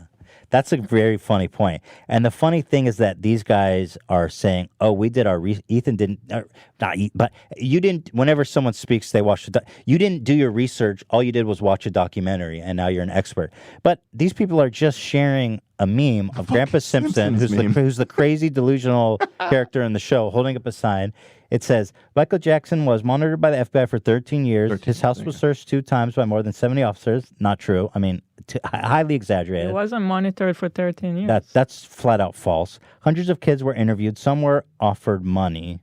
I don't know what That's what a does very that mean? vague claim. I tried to investigate that. I tried to investigate every single thing on this, and some of it is so outlandish. I'm like, I don't even know how to find out about this. So nothing was found. I mean, that's just flat out. Yeah, I mean, some suspect stuff was definitely found. Well, enough, as you said, to bring it to criminal court. And again, Right, yeah. I mean, they did prosecute him. It's not like there was no evidence. Again, it's not like the justice system is perfect. Like, Right. since when are we all? Yeah, exactly. Oh, and it's not Just- meant Are we to all be. trusting We them? don't convict. We convict people when it's beyond a reasonable doubt. Okay, so it's entirely possible that you can be guilty, but you can't convince a jury beyond a reasonable doubt. Mhm. And so, especially that's how when it the works. person is a super loved hero for everyone, even the And- jury. How do you even find a jury that doesn't know Yeah. Michael Jackson? And all of his alleged victims are testifying in his favor. Yes. Okay? So nothing was found. That's false. He was tried for 4 months and found not guilty. That's true, but it doesn't mean he's innocent. He was found exactly not. Couldn't even get him on a misdemeanor. Well, he wasn't tried for a misdemeanor, you idiots. You don't even know how the law works. Like, that's such a weird point. It's not like, whoa, he's not guilty of abuse. Let's try him for petty theft. Let's get him for jaywalking. Yeah. The reason why we defend him is not because we are fans. Okay. Sure. We are fans because we have studied the deposition, testimonies, and court documents instead of tabloid headlines. I'm sure that everybody sharing this Grandpa Simpson meme has studied the testimonies, depositions, and court documents. First accuser was caught on tape saying he wants money. That was the dad, actually, right? Yeah, and I mean, the other day we listened to the tape of the dad, and you could easily interpret it as being somebody that's greedy and after money, but if you listen to it, you can very much equally interpret it as a furious parent who wants to destroy the person that did this to their kid. You really, it's all in, But however you interpret it, this is a flat-out lie. First accuser was caught on tape saying he wants money. False. It was his father, not the accuser. Right. The boy emancipated himself from his family, never spoke to them again. That's true. But imagine if your parents sell you into child abuse, you would want to do that as well. Second case was filed with timeline, contradiction, and gaps. Okay, Sherlock Holmes. They had scammed other celebs like Jay Leno. I don't know what that means, Dan. I tried to find that. I'm lost on that. If anybody wants to send info on that, I'm happy to look at it. But that was a weird one. I was like, what the fuck? Wade Robinson and James Safechuck are proven liars who sued Michael Jackson estate for money. But when their case were thrown out of court, they decided to make a movie. Know your facts, fam. Okay, Got him. So Wade Robinson was the dancer. He was suing Michael Jackson, as we discussed, because he wanted to go back on the stand and correct the record. James Safechuck was a child actor. He had a relationship with Michael Jackson for a long time.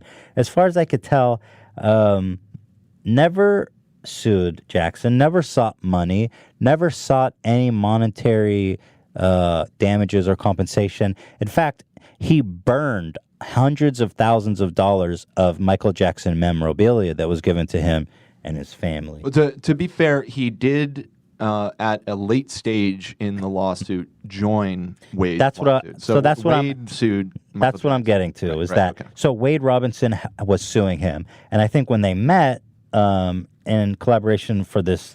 What happened is that James was living still in denial, of not knowing what happened, but he was going through a mental breakdown. Mm-hmm.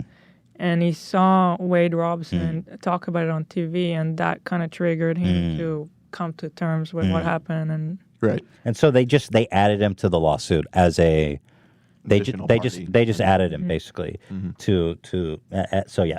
So they say their cases were thrown out. It wasn't thrown out on the merits again. It was a technicality past the statute of limitation, and they were not compensated by HBO in any way, shape, or form to be in the documentary. So know your facts, fam. And again, please recall when you see this on social media that Grandpa Simpson, the raving lunatic, delusional conspiracy theory, who's lost his marbles, is the one holding the sign.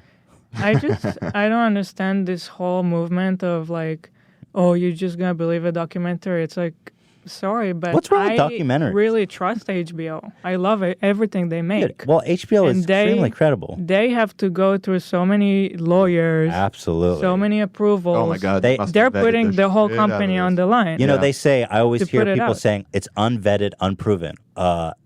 Yeah, right. If anything, this meme is unvetted and unproven. I don't know who created it and what they know. HBO has a huge legal team. They have huge hurdles to jump through to get cleared. I can look into stuff, and I did, and nothing changed my mind. But I'm also not going to pretend to be a person qualified to look at FBI reports and like analyze lawyer stuff. Like, sorry, I'm just not qualified. Well, when I go to see a doctor and he tells me something, I trust him. I believe what he's saying. You're only hearing one side, Ela, from that doctor.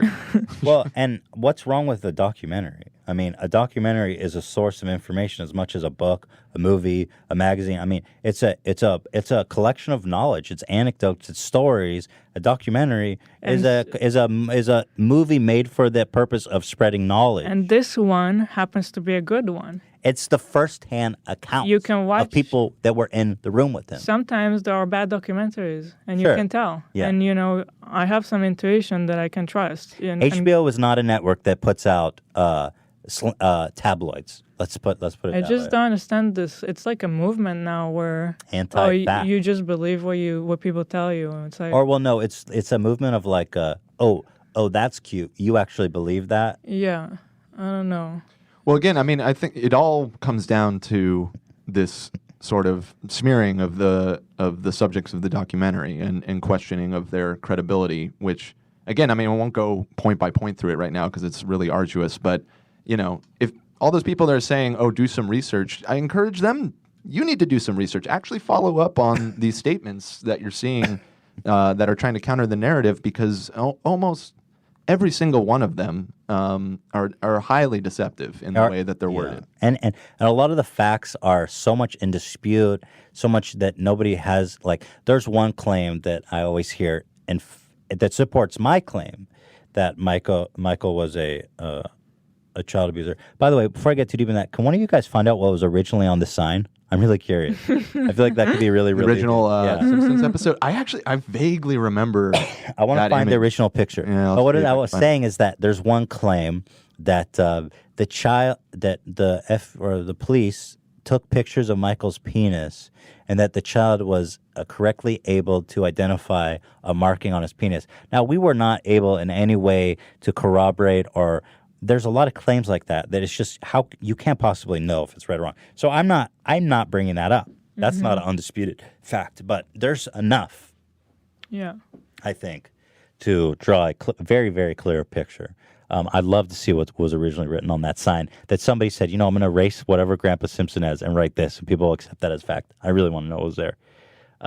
Furthermore, don't take my word for it, because I am an idiot, okay? And that is my point. You don't need to have a PhD in, I don't even know what they expect you to know, to form an opinion on this. Yeah.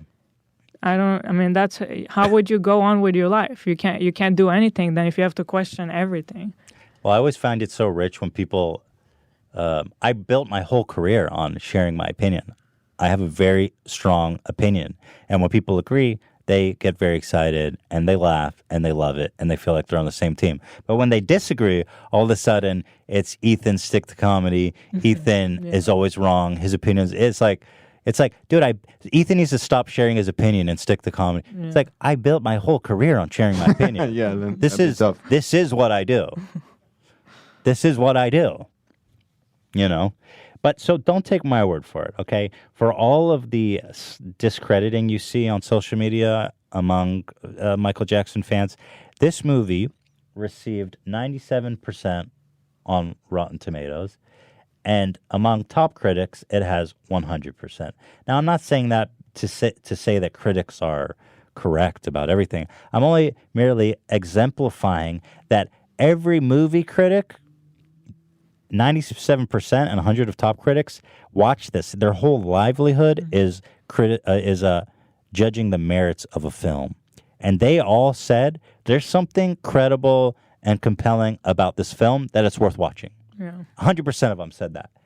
So these are people whose whole livelihood is judging films, and they are in unanimous decision that there's something compelling, worth watching in these documentaries.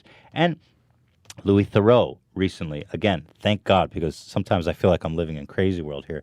Louis Theroux, one of the most brilliant, prolific, credible documentarians of all time. Love everything he makes. He is truly one of my heroes. Now, you can say I'm stupid and that I don't do research and that Ethan said, watch the documentary over all the evidence. Try saying that to Louis Theroux. If you can't see that Michael Jackson was a pedophile after watching Dan Reed's documentary, you are willfully blind. And if you are campaigning against it, you are actively colluding in the silencing of victims. What a brilliant tweet. And of course, if you go down to the comments, the top shit is like, this ain't it, fam. Yeah. I haven't seen the documentary yet, but FBI conducted 13 years of investigation. Oh, shocking. Wow, I wonder where you got that information. You must have researched it yourself. Every time I see it, I cringe. It's like, come on, people. Like, just don't My parrot favorite that. comment in response was, I usually agree with you, Louis, but on this one, it's like, okay.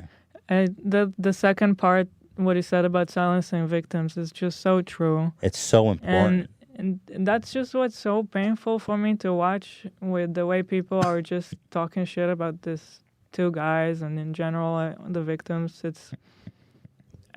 So they changed their story because they're a victim. I mean, maybe you haven't been through any experience like that, but this is something that is very common with child abuse. Well, and their main point that they're clinging to is completely dismantled in the documentary they refused to watch. Yeah. That was kind of what was so heartbreaking and so frustrating about this is like if you're willing to go out in public and attack and ridicule and discredit people, because on the other end, what you are defending is potentially one of the most prolific child predators that ever lived. Yeah, that has done some of the most horrific. So if you're willing to go in public and defend potentially someone who's committed the most heinous crime you can imagine, one of the most heinous crimes you can imagine, I think you owe it to yourself to do as much research as you can. And that, unfortunately, I hate to tell you, includes watching this documentary that has 100% on Rotten Tomatoes and is widely acclaimed by documentarians. But it's so true. You are campaigning against. You are actively colluding and silencing victims. It's so true. Imagine you're one of his victims watching this, and you're already. How would you grappling. ever come out when this is the response? It's like, you would never. Why? You're already going through so much shit. You don't need the whole world shitting on you too. Yeah, of course, Louis Theroux puts it so brilliantly, and I'm just such a huge fan of his. Were you guys able to find the original meme? I haven't been able to find it yet. The chat has been somewhat helpful. I think they've maybe pointed me in the right direction of the right episode. Yeah. So okay, good. The search continues. I'm closing in. Good. Thank you, chat. Appreciate you guys.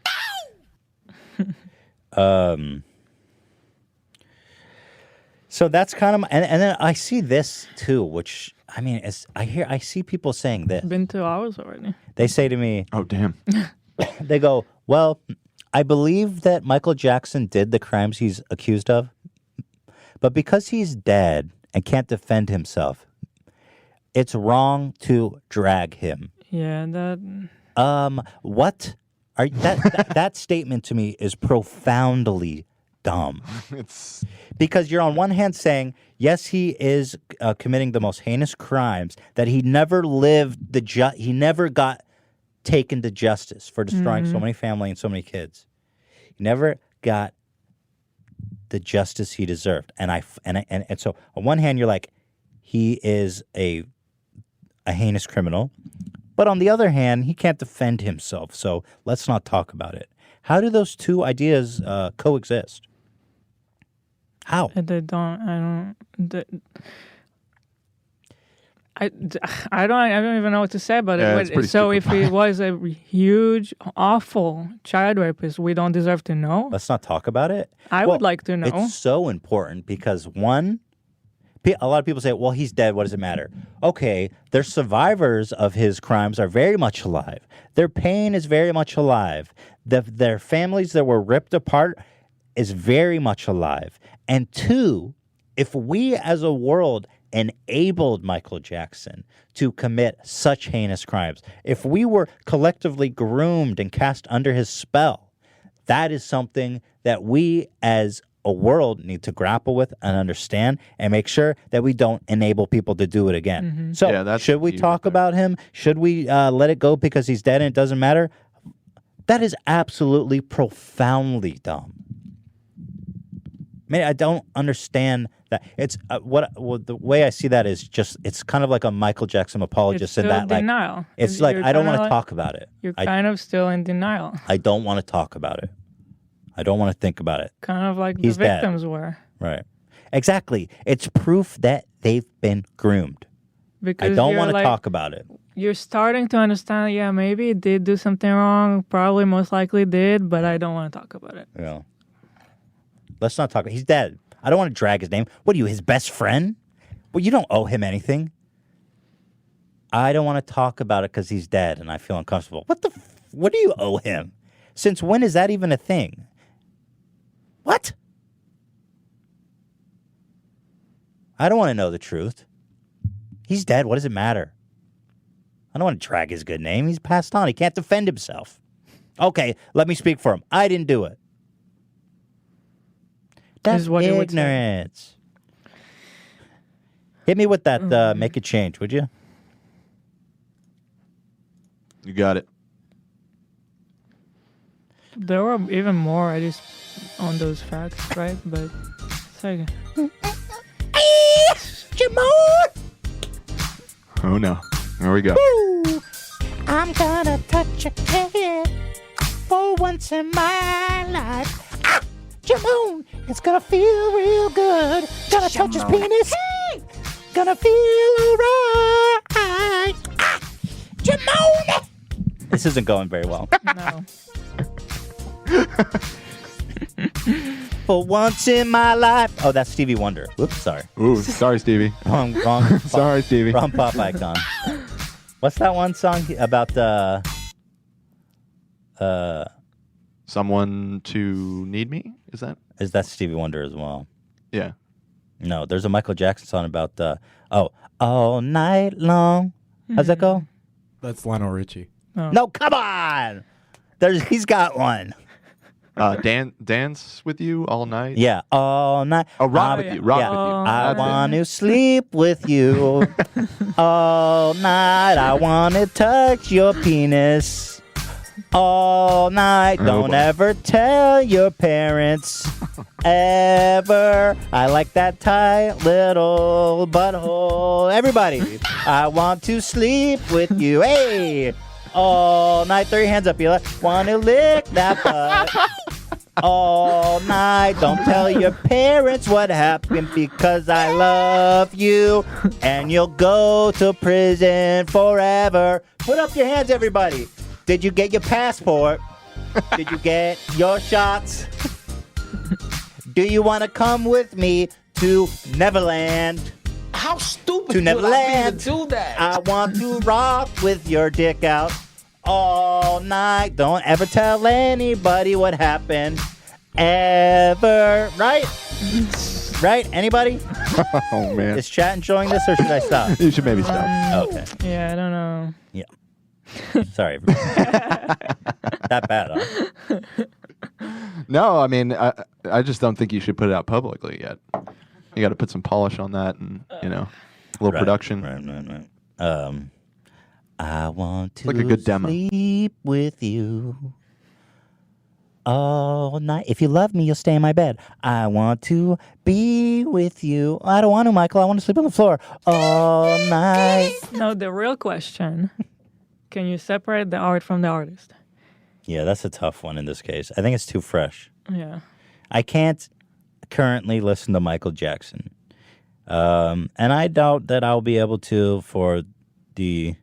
it's such a shame because, like I said, his music is just so phenomenal.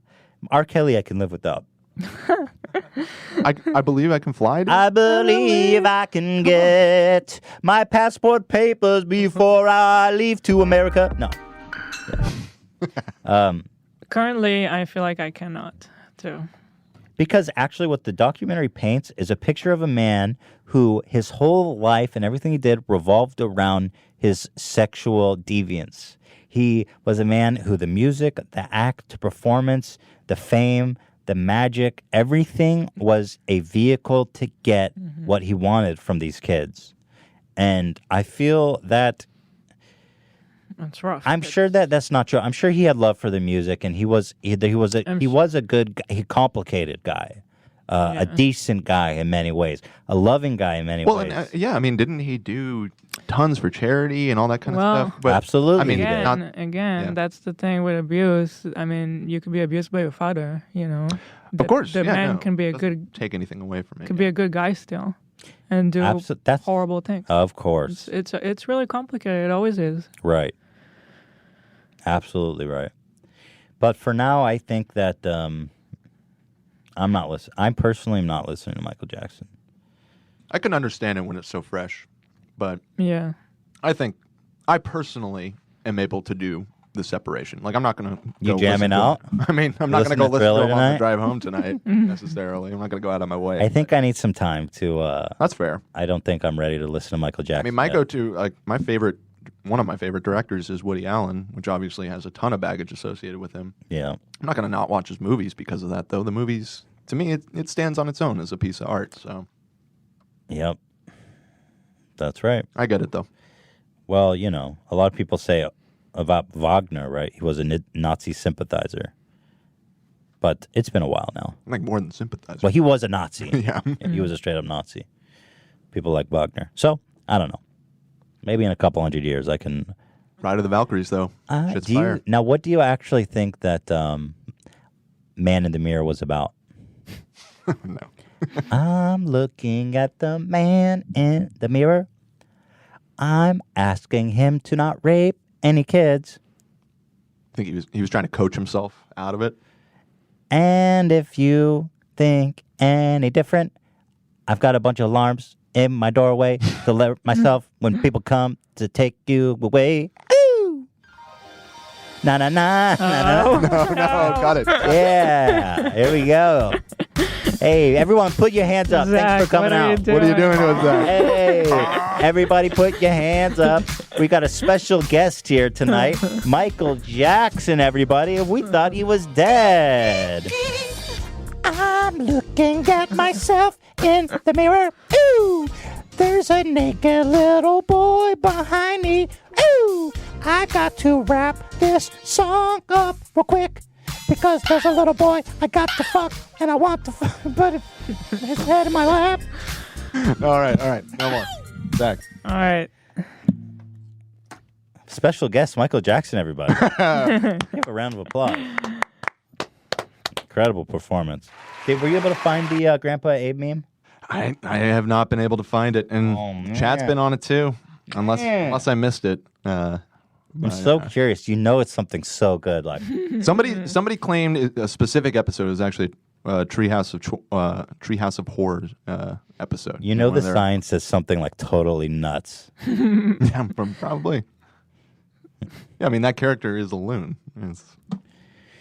Well, that about... Oh, I may need to do this. Extreme Vape Nation. Guys, if you have submissions for us, anything you want to submit, podcast at h3productions.com. We would always love to hear you. The last few episodes ago, we asked for Vape Nation and extreme places, and you all answered the call. They delivered. Vape Nation! River rafting in South Carolina. Courtney and Corey. That's cute that her names are Courtney and Corey. It's like the same name. Yeah. This is the seed bank, right? Yeah. This is really cool. Greenland? Right? Svante Rolenhagen. Svante Rolenhagen. What is the seed vault? So this is super freaking cool. It's in like some frigid... I want to say it's either in Greenland or maybe Iceland, but it's in some frigid area that's always frozen over. They have a replica of every seed of every plant species on Earth as a bank, just in case, you know. Why does it look like Like if the world gets nuked and we Well, need it's to underground. rebuild. It's like it's a underground. I can't tell what I'm looking at. It's just the It's a door door. to a big bunker. There's like Yeah. a big complex underground Isn't where that they so store cool? like Yeah. every seed of every plant on the planet, essentially. Isn't that the coolest thing? Like sometimes humanity is does the We do coolest some shit. cool shit sometimes. Michael Jackson's like sleeping with little boys, and meanwhile, some dude's like, "I'm gonna make a seed vault." Eiffel Tower, Papa Blast. I think that was actually Tokyo Tower. Oh. Oh, what a scam! Right. This is very beautiful. So shout out to Jordan. God bless. Who is this Jordan? Okay, I thought I recognized him. I don't, but love you anyway. Same place apparently. South Dakota, Hayden. God bless you. Papa bless. Vape Nation to you. Anime convention, the most exotic place on earth. Most Megan, extreme place. yeah, Megan. Shout out to Megan at the anime convention. I've heard that's one of the most dangerous environments to be in on the planet Earth. So brave the wilderness for me. Nick in South Africa. Don't slip. Vape Nation, Papa bless. And we've got in the hospital battling pneumonia, Alyssa. Papa bless you. A quick recovery to you, Vape Nation. Teddy Fresh hat. Ukraine, Hannah, Peace Corps trip. Dude, you're a good person. No Vape Nation, but rocking that Teddy Fresh hat. Well, Papa bless to you and your mission there of peace. Vape Nation on a rock. Pikes Peak, Colorado, 14,000. Wait, that's not it, is it? Yeah. Yeah. That one's Pikes Peak. Joe. This is really high up. Nepal, Alice, in the H3 merch, throwing a pop of bless. That's very nice. Blowing fat clouds everywhere he goes. This is Christian. The Bolivian Salt Flats. Is this the same person? Doesn't look like Doesn't look it. like the same No, I person. don't think so. Well, shout out to this dude, too. I don't know. I don't know why he didn't get a title. Sorry about that. Wow. All right. Damn, dude. Decked out. You went all out for this one, huh? Phil. You just got filled in. Washington, D.C. Vape Nation. Really representing there. That's great. Lots of canyon shots. Dana at the Grand Canyon. That's a canyon. Vape Nation to you. Nicolaj at the top of the Burj Khalifa. Papa bless, man. You guys spread the love. Even to where's You that? know what's a canyon? Dubai, thank you. In Hebrew, canyon is a shopping mall. Sorry? A canyon. In Like- Hebrew, is a shopping mall? Canyon. We should make a shopping mall in the Grand Canyon and call it the Canyon. The Canyon. Yeah, the Canyon. This guy is doing a SOS for flyover planes. Vape God, I think it says. No, it says Vape Cod because he's Vape at Cod. Cape Cod, Vape Massachusetts. Cod. That's very clever, Sam. Thank you for repping your nation. We've got Axel. That's a badass name. Axel in Thailand. On one hand, desecrating the holy site that you're visiting, and so I thank you for that. So, guys, thank you for contributing. What a thrill! I mean, my goodness. Somebody had a skydiving one, but it was The sound was bad, loud. and it was a quick flash. I don't have a link here to it, but appreciate you too. Do we want to watch Ian and Zach? You both watched the documentary. Tell me what you think, for Christ's sake. Ian, you always got hot takes. Tell me. Oh, no hot takes. I thought it was pretty disturbing. Okay. I Disturbing thought you were watch. going to just cop out. I mean, you have an opinion about it. Well, I can't post my Simpson meme from back here. I don't have access. I just got a note from Ela. She sends me secret notes. She said, wrap it up soon. I need to pee. Why are you? Well, I thought it was funny. So I'll just say it out loud next Well, time. Ela, pregnant women, their bladders get squeezed by the expanding in their body, so she has... By the frequent way, urinary- while we were talking about Michael Jackson, the baby was kicking. Aw. What does that mean? I don't know. Yeesh. Do we want to watch Kanye Soul Plane first, Ela? Yeah. Let's wrap it up with something joyous. We gotta watch that. Ian, you narrate this because you're the Kanye super fan. Ian, I swear to God, Ian and Dan switch spots. All right, hold on. Yeah, Ian, you have to narrate this. All right. Let's see what's going on back there. There he is. All right, thanks. Dan is out there on the maestro. Dan is on the maestro, mixing it up. Okay, Ian, I'm going to play this, so you let me know what we're looking at, okay? Okay.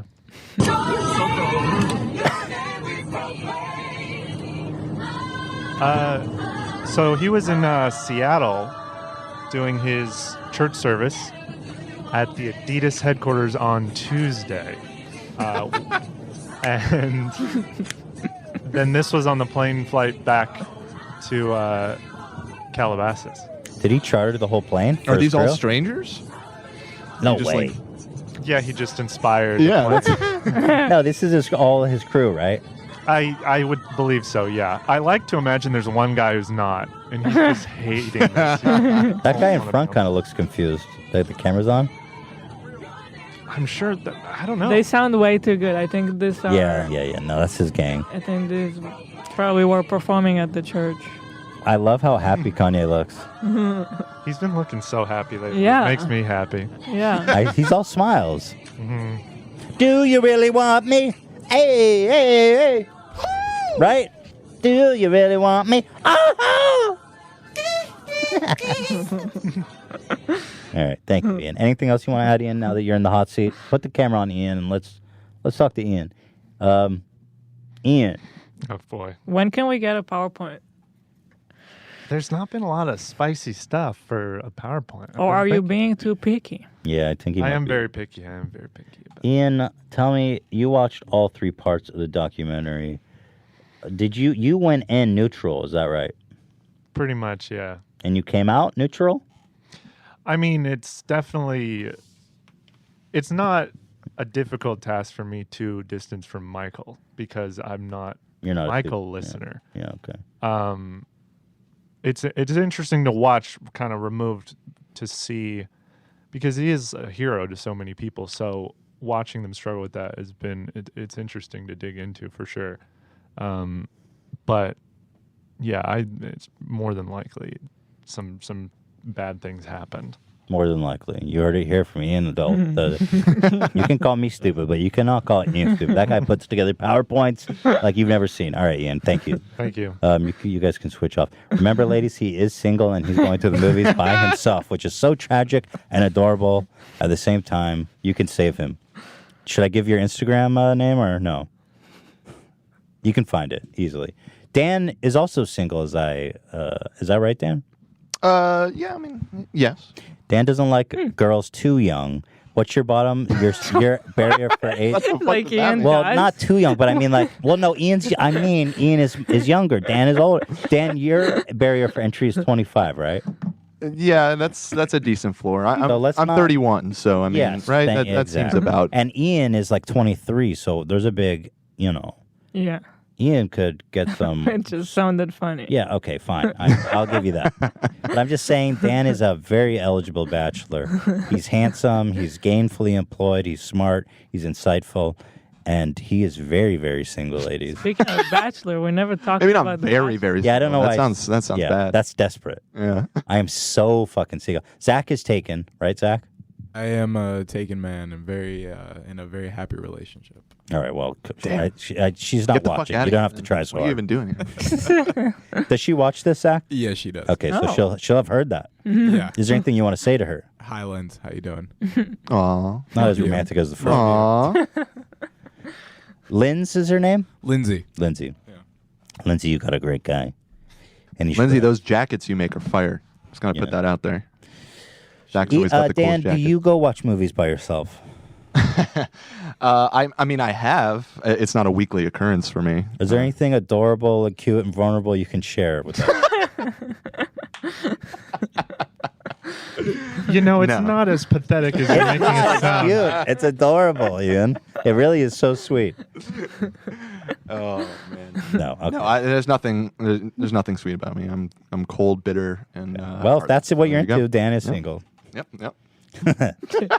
All right, let's wrap it up. We've done it. We've seen it all. We've done it. talked about it. How did we, God damn it, we did it. I'm sure people will be very torn. That's I fine. already see the like to dislike ratio. It's actually not that bad. Well, at first it was like 50% down, but Yeah, I feel like it's the improved. Michael Jackson defense force can only do so much damage. Hey, like I said, when you made that tweet that's so controversial, you go look at the ratio. Mm-hmm. It's still healthy, man. Thanks. The likes to comments. So Hey, that's all that matters in life, really, is likes. So what does the 12-year-old boy say when he's in bed with Michael Jackson? No, I'm not going to do it. He says, Ow! Come on me! You couldn't not do it. Shimona. Hey! all right, let's wrap it up. Guys, we thank you. And of course, my guys out there who are all single. Not all. I wish I could hook you up. I don't know how to help you. Start a dating Yeah. site. H3 dating site would be kind of dope, wouldn't it? Hook you up with some H3 fans, singles. That'd be cool. That'd be cool. I'd be down to host like a singles night, speed dating, where I'm on the mic and I'm like, oh my god, that would be the most painful thing. I wonder how we can make that happen. At any rate, thank you guys so much. We have guests coming. What do we have planned, Dan? You know better than me. Yeah, Not next week though. I don't think there's anybody next week yet, but I believe the following week we have. I think next up is Theo Vaughn. Theo Vaughn, Yay. wonderful, People have been requesting. hilarious, We're all stoked. terrific comedian. After Yep. that, we have Slow Mo Guys. Right. And after that, I am personally excited to meet with Emma Chamberlain, who is that confirmed? Yes, it's confirmed. Hey, okay. And so I'm a fan. I like her. She's extremely successful, up and coming. Well, she's already come up. She's not. Yeah. She's up and she's going up higher. Emma Chamberlain, very talented young lady. That about wraps it up, my dudes. Have a terrific weekend, and remember to Jamone. What is Jamone? I think it's Shamon. What is There's Shamon? a SH in there. You don't want to know. It's getting into the groove, you know. It's like Shamonin'. scatting. You're scatting the vocals. Okay. Thank you, Zach. Well, that's it.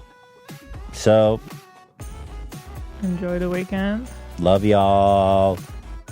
I love y'all so much, but... Song's ending. Okay, bye. Just wrap it up now. End it. Bye, everybody.